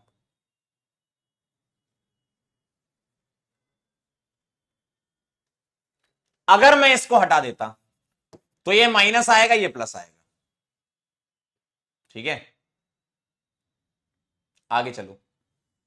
इसको हटा देता तो ये माइनस ये प्लस, इसको हटा देता तो ये माइनस ये प्लस, दोनों प्लस बनाएंगे एक साथ, है ना? इधर बताओ जरा, इसको हटा देता तो ये माइनस ये प्लस, और इसको हटा देता तो ये माइनस ये प्लस। बताइए जरा क्या लग रहा है? सिंगल आंसर करेक्ट है, सिंगल आंसर करेक्ट है भाई, स्टार नहीं लगा इसमें ना। तो ये तो नॉन एरोमेटिक हो गया सर, क्यों? क्योंकि ये कार्बन sp3 दिख रहा है। सर ये एंटी एरोमेटिक हो गया, anti aromatic, 4 pi electron, boron के पास तो कुछ है नहीं, होते नहीं है, वैकेंट ऑर्बिटल होता है। सर यहां पर मुझे ऐसा दिख रहा है कि ये एंटी एरोमेटिक दिख रहा है, बिल्कुल सही बात है, बिल्कुल सही बात है। अगर तुम ऐसा भी सोचते हो सर पेरी फेरी से चले जाओ, तो इससे भी चल लो, तो यहां के सिर्फ 2 ही लोन पेयर यूज होंगे, 2 2 4 2 6 2 8, है ना? तो एंटी एरोमेटिक दिख रहा है। सर यहां पर 6 पाई इलेक्ट्रॉन दिख रहे हैं, बिल्कुल सही बात है, एरोमेटिक दिख रहा है, सी आ जाएगा। देखो यहां पर आपके 2 पाई इलेक्ट्रॉन इन्वॉल्व होंगे अगर तुम सोचते हो तो। ठीक, चलिए आगे चलते हैं। अब कुछ और टाइप के सवाल देख लीजिए जरा। एक सवाल ऐसा होता है, ध्यान से देखना जरा, या आप चाहो तो इसमें पॉइंटर बना के भी लिख सकते हो। ठीक है, कि अगर मैं 10 एनुलिन का एक वेरिएशन देखूं, ठीक है, ये मेरे पास 10 एनुलिन है, और मैं यहां पर इस जगह पर, ध्यान से देखना, इस जगह पर मेरा ये 10 एनुलिन नॉन प्लेनर होने की वजह से नॉन एरोमेटिक हो रहा था। तो अगर आपको इसमें एरोमेटिसिटी क्रिएट करनी है तो आप क्या करो, इसको बांध दो, ताकि ये अलग अलग प्लेन में ना जा पाए, है ना? बांध देंगे इसको अपन। कैसे बांध देंगे? इसको बांध देंगे कोई एटम या ग्रुप जी से। जी क्या हो सकता है बांधने के लिए? CH2 ले लो, NH ले लो, O ले लो, सल्फर ले लो, ऐसे। ठीक है, तो जी यहां पर बांधने वाले ले लो, जैसे आप CH2 लगा दो, NH लगा दो, O लगा दो, तो ये अलग अलग प्लेन में नहीं जा पाएंगे। लेकिन आप ये भी सोच रहे होंगे सर अगर अलग अलग प्लेन में नहीं जाएंगे तो किसी एक प्लेन में तो जाएंगे, या तो अबव द प्लेन या बिलो द प्लेन। लेकिन होता क्या है, यहां पर इन ग्रुप के लगाने से, ठीक है, थोड़ी बहुत नॉन प्लेनेटरी रहती, लेकिन इतनी रहती है कि आपके ये ऑर्बिटल आपस में रेजोनेंस कर पाए। ठीक है, ये रेजोनेंस कर पाए, ये रेजोनेंस कर पाए, तो इतनी प्लेनरिटी इनमें रहती है। और ये वाले तो करते ही हैं, खैर इधर वाले, यानी कि ये सारे के सारे प्लेनरिटी में फिर आ जाते हैं। ठीक है, तो ध्यान रखिएगा CH2NH अगर मैं बांध दूं इसको, तो अब ये कंपाउंड हो जाते हैं एरोमेटिक। ठीक है, नोट कर लो इसको, एरोमेटिक हो जाते हैं ये। तो ऐसा नहीं कि एक अलग प्लेन में और दूसरा अलग प्लेन में, बांध दिया है मैंने बीच में बांध दिया है इसको। ठीक है, ठीक है, बीच में बांध दिया है आपने, CH2 से बांध दो, NH से बांध दो, O से बांध दो, दोनों बॉन्ड को, तो किसी एक प्लेन में ही आ जाएंगे, है ना। तो इतनी प्लेनरिटी रहती है कि ओवरलैप कर लेते हैं, मतलब ये आपस में पेरिफेरल कॉन्जुगेशन के थ्रू 10 पाई इलेक्ट्रॉन इसमें इन्वॉल्व होते हैं। ठीक है, आप बोलोगे सर G वाले इलेक्ट्रॉन इन्वॉल्व नहीं होते, नहीं, ये तो सिर्फ हमने इसको बांधने के लिए रखे हैं, इनका कूदना नहीं है, इनको बीच में जो चल रहा है वो चलता रहेगा, G तो सिर्फ बांधने के लिए है। ठीक है, इनके इलेक्ट्रॉनों का कोई मतलब नहीं है यहां पर, क्योंकि अगर वो इलेक्ट्रॉन इन्वॉल्व हो जाएंगे तो फिर नॉन प्लेनरिटी बहुत बढ़ जाएगी और फिर ओवरलैपिंग नहीं हो पाएगी इनकी। तो अगर ये ऐसे ही रहते हैं, देखने के लिए बस लगे हुए हैं, सुंदरता के लिए इनको लगाया गया है घर में, तो बस ये एरोमेटिसिटी दे देंगे। ठीक है, इस पर बेस्ड एक सवाल था, इसलिए मैंने आपको ये बता दिया है। तो ये सवाल ऐसा है, among the given molecule identify aromatic, anti aromatic and non aromatic compounds. ठीक है, तो ये तो खैर अभी मैंने बता दिया है कि इस तरीके से अगर तुम बांध दो 10 एनुलिन में, आपने क्या करा, ऑक्सीजन लगा दिया। ठीक है, भले किसी भी प्लेन में हो, लेकिन किसी एक प्लेन में चले जाएंगे तो बाकी दूसरे प्लेन से ही ओवरलैप हो जाएगा, यानी कि ये एरोमेटिक कहलाएगा, ये एरोमेटिक कहलाएगा। और इसमें हम चेक कर लेंगे नेगेटिव, यानी कि 2 लोन पेयर है। ठीक है, मतलब 2 इलेक्ट्रॉन है, तो 2 4 2 6 2 8 2 10 और 2 12, पेरी फेरी पे देख लिया, 2 4 2 6 2 8 2 10 2 12, एंटी एरोमेटिक 12 पाई इलेक्ट्रॉन। ठीक है, ठीक है, क्लियर है, डन छे। तो aromatic, aromatic then anti aromatic. चलिए बाकी सवाल होमवर्क में दे दिए जाएंगे आपको, एरोमेटिसिटी फिनिश, जितना हो सकता था वेरिएशन हो गया, बाकी होमवर्क में आप करना सवाल, है ना। चलिए, बहुत बहुत धन्यवाद आप सभी लोगों का, थैंक यू वेरी मच, आप यहां आए और आपने एरोमेटिसिटी को एकदम छलनी छलनी कर दिया, काफी अच्छा लगा। किसी भी प्रकार का सवाल आ जाए आप बना लोगे, होमवर्क देगा उसको कर लेना। ठीक है, और बाकी आपके होमवर्क डिस्कशन रिकॉर्ड हो गया था, अपलोड नहीं हो पाया था वो किसी कारणवश, लेकिन अभी हो जाएगा। ठीक है, थोड़ी देर से करवा देंगे अपलोड। ठीक है, ठीक है, तो अब हम मुलाकात करेंगे आपसे कल और आगे के टॉपिक को बढ़ाएंगे, और लगभग लगभग आपका जीओसी एंड पे आ गया है। अब आपका मैं बता देता हूं क्या क्या चीजें बची हुई हैं। कुछ ब्रेड रूल बचा हुआ है आपका, छोटा सा है वो। ठीक है, हीट ऑफ कंबस्शन, हाइड्रोजिनेशन, इस टाइप की, रेजोनेंस एनर्जी, छोटी छोटी डेफिनेशन है ना, एक लेक्चर में 4-5 चीजें हो जाएंगी। और आपका क्या बचा हुआ है, स्टेबिलिटी ऑफ इंटरमीडिएट के सारे फैक्टर लगा दो, है ना, क्योंकि सारे पैरामीटर्स हमने पढ़ लिए, तो वो मिक्स क्वेश्चन बच गए आपकी, क्वेश्चन प्रैक्टिस का एक सेशन लगेगा स्टेबिलिटी ऑफ इंटरमीडिएट का, एक दिन उसमें लगेगा। एरोमेटिसिटी, सॉरी, एसिडिक स्ट्रेंथ, क्योंकि अब आपने सारे इफेक्ट पढ़ लिए, है ना। तो अभी तक हमारा क्या मामला चल रहा था, इंडिविजुअल इफेक्ट को हम पढ़ रहे थे और उसके अंदर हम स्टेबिलिटी की बातें कर रहे थे, ठीक है, या एसिडिक स्ट्रेंथ की बातें कर रहे थे। अब हम क्या करेंगे, लगभग लगभग ये मान लो जीओसी कंप्लीट है ना, लगभग लगभग जीओसी। ये क्या है, थैंक यू को ये किसने लिख दिया भाई, कह रहे ये कौन, ये क्या कौन नजर लगा देता है ये, थैंक यू सो मच भाई, जीवन में कुछ भी हो जाता है कभी कभी, है ना। तो देखिए अब आपके सामने क्या होने वाला है, मैं आपको थोड़ा सा ब्रीफ कर देता हूं। एक तो ब्रेड रूल रह गया है, ठीक है, Bredt's rule, heat of hydrogenation, heat of combustion, resonance energy, ठीक है, Baeyer's strain theory, angle strain वगैरह देखेंगे, है ना, बेयर्स स्ट्रेन थ्योरी, तो ये एक में काम हो जाएगा। ठीक है, मिक्स सवाल स्टेबिलिटी ऑफ इंटरमीडिएट के, स्टेबिलिटी ऑफ इंटरमीडिएट के मिक्स क्वेश्चन, क्योंकि आपने सारे फैक्टर पढ़ लिए हैं, तो एक ये हो जाएगा। ठीक, एसिडिक स्ट्रेंथ में एक कंप्लीट लेक्चर लग जाएगा, ठीक है, इसमें अपन एसआईआर वगैरह देखेंगे, है ना। और बेसिक स्ट्रेंथ में एक लेक्चर लग जाएगा। ठीक, तो मेरे ख्याल से 1 2 3 4 लेक्चर इसके और पीवाईक्यू के, लगभग 5 लेक्चर और लगेंगे, है ना। तो ये आपका कंप्लीट हो जाएगा पूरा। ठीक, पूरा जीओसी आपका complete. Acidic strength, basic strength हो जाएगा। ठीक है, स्टेबिलिटी ऑफ इंटरमीडिएट हो रही है, ये इतनी चीजें बची हुई हैं आपकी। ठीक है, ठीक आए। चलिए, तो अब हम मुलाकात करेंगे आपसे कल, आगे बढ़ाएंगे सिलसिला। देखिए, आपका अगर हम बात करें लास्ट ईयर से और इस ईयर का मैं कंपैरिजन कराऊं, तो आप ऑन ट्रैक चल रहे हो। ठीक है, कह रहे सर वो टॉटोमेरिज्म वाला, हाँ बिल्कुल, इनऑल कंटेंट आप एक मान लो, इनऑल कंटेंट, हाँ बिल्कुल सही कह रहे हो, टॉटोमेरिज्म भी है, हाँ हाँ, इनऑल कंटेंट भी है, ये भी आप लिख लीजिए, इनऑल कंटेंट भी लगेगा एक। ठीक है, और एक पीवाईक्यूज भी मान ही लो।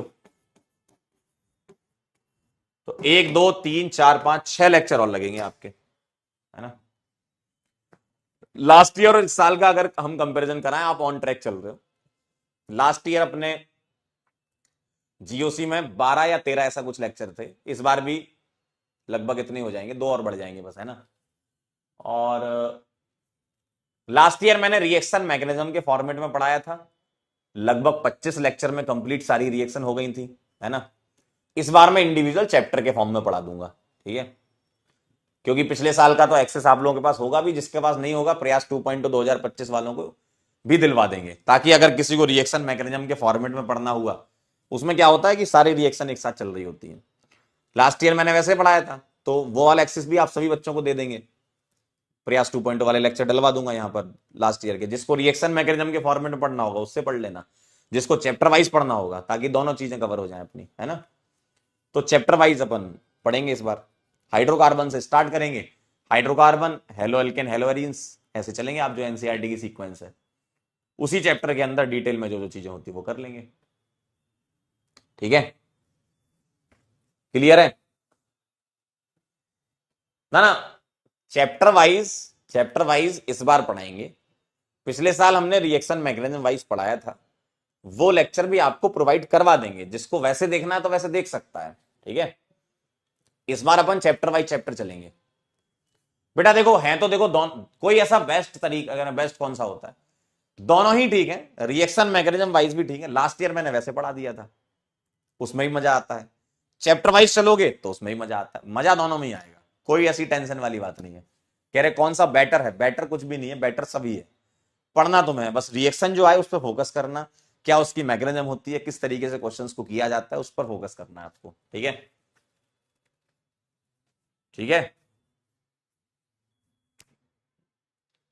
ठीक है। दोनों बेटर है, कोई बेटर नहीं है, दोनों बेटर है। तो मैं दोनों प्रोवाइड करवा रहा हूं ना आपको, एक रिएक्शन मैकेनिज्म वाला पिछले साल का दे दूंगा, इस बार चैप्टर वाइज कर लेंगे। बढ़िया है, जिसको अगर मान लो उससे ज्यादा आपकी सिंक बैठ गई कि नहीं मेरे को ऐसा लग रहा है, तो आप उससे करते जाना, और जिसको लग रहा नहीं चैप्टर वाइज, तो आप इससे करते जाना। ठीक है, साथ साथ चलो, बिल्कुल सही, साथ साथ चलोगे तो ठीक रहेगा, है ना, क्योंकि थोड़ा थोड़ा काम मिलता जाएगा आपको डेली डेली का। डेली डेली का देखो, जैसे हाइड्रोकार्बन की बात करें, तो उसमें अगर मैं अल्केन की बात करता हूं, सिर्फ अल्केन की, कुछ रिएक्शन सिलेक्टेड हैं जो इंपॉर्टेंट है ना। कुछ ही सिलेक्टेड रिएक्शन है जिसमें आपको डिटेल में जाना होता है। हेलोजिनेशन ऑफ अल्केन हो गई, वुड्स रिएक्शन वगैरह, डीकार्बोक्सिलेशन हो गई, है ना। तो ऐसे ना सिलेक्टेड रिएक्शंस होती हैं हर एक चैप्टर में, तो चैप्टर वाइज चलते जाओगे तो तुम ऐसे चलते जाओगे। रिएक्शन मैकेनिज्म में क्या होता है, जैसे इलेक्ट्रोफिलिक एडिशन रिएक्शन पूरे ऑर्गेनिक में जहां जहां आती है वहां, न्यूक्लियोफिलिक एडिशन रिएक्शन पूरे ऑर्गेनिक में जहां आती है वहां, ऐसा होता है रिएक्शन मैकेनिज्म में। ठीक है, तो चैप्टर वाइज ही चलेंगे, ज्यादा बेटर है। लास्ट ईयर कब खत्म हुआ था, लास्ट ईयर लगे थे लेक्चर्स, निकाल के देखने पड़ेंगे आपको, अभी एक्सेस मिल जाएगा 2024 वालों का, जब अपना हाइड्रोकार्बन चालू होगा तब दिलवा दूंगा एक्सेस, जीओसी खत्म होने के बाद।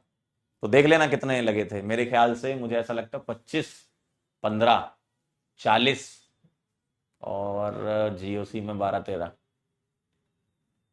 53 60 70 लेक्चर के आसपास लगे होंगे।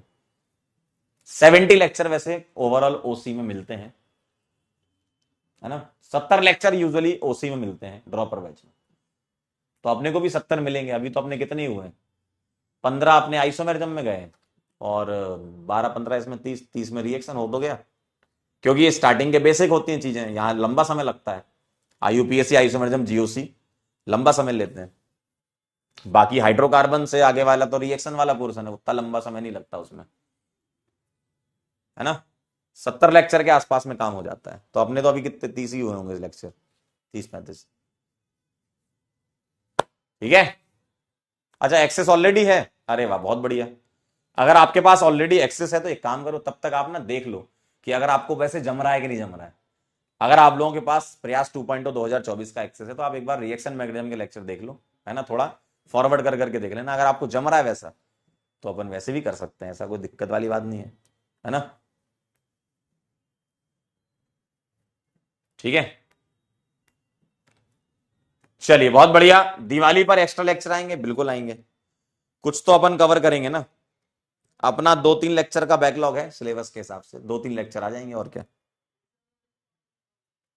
चलिए चलते चलते 2 लाइनें आपके लिए आ रही हैं, संभाल लीजिएगा। हाँ भाई। राहों में कांटे होंगे हजार, राहों में कांटे होंगे हजार, फिर भी बढ़ते जाना है। राहों में कांटे होंगे हजार, फिर भी बढ़ते जाना है। हार से मत घबराना, क्योंकि अभी जीत को गले लगाना है। ठीक है। चलिए तो मुलाकात करेंगे आपसे कल, सेम टाइम सेम जगह मिलिएगा। तब तक के लिए ओके बाय। होमवर्क अपलोड हो जाएगा, अभी कराते हैं तुरंत 2 मिनट में। ठीक है। और थैंक यू कहाँ गया इसका, हाँ, थैंक यू सो मच, आपके सामने रिवीजन करके आइएगा।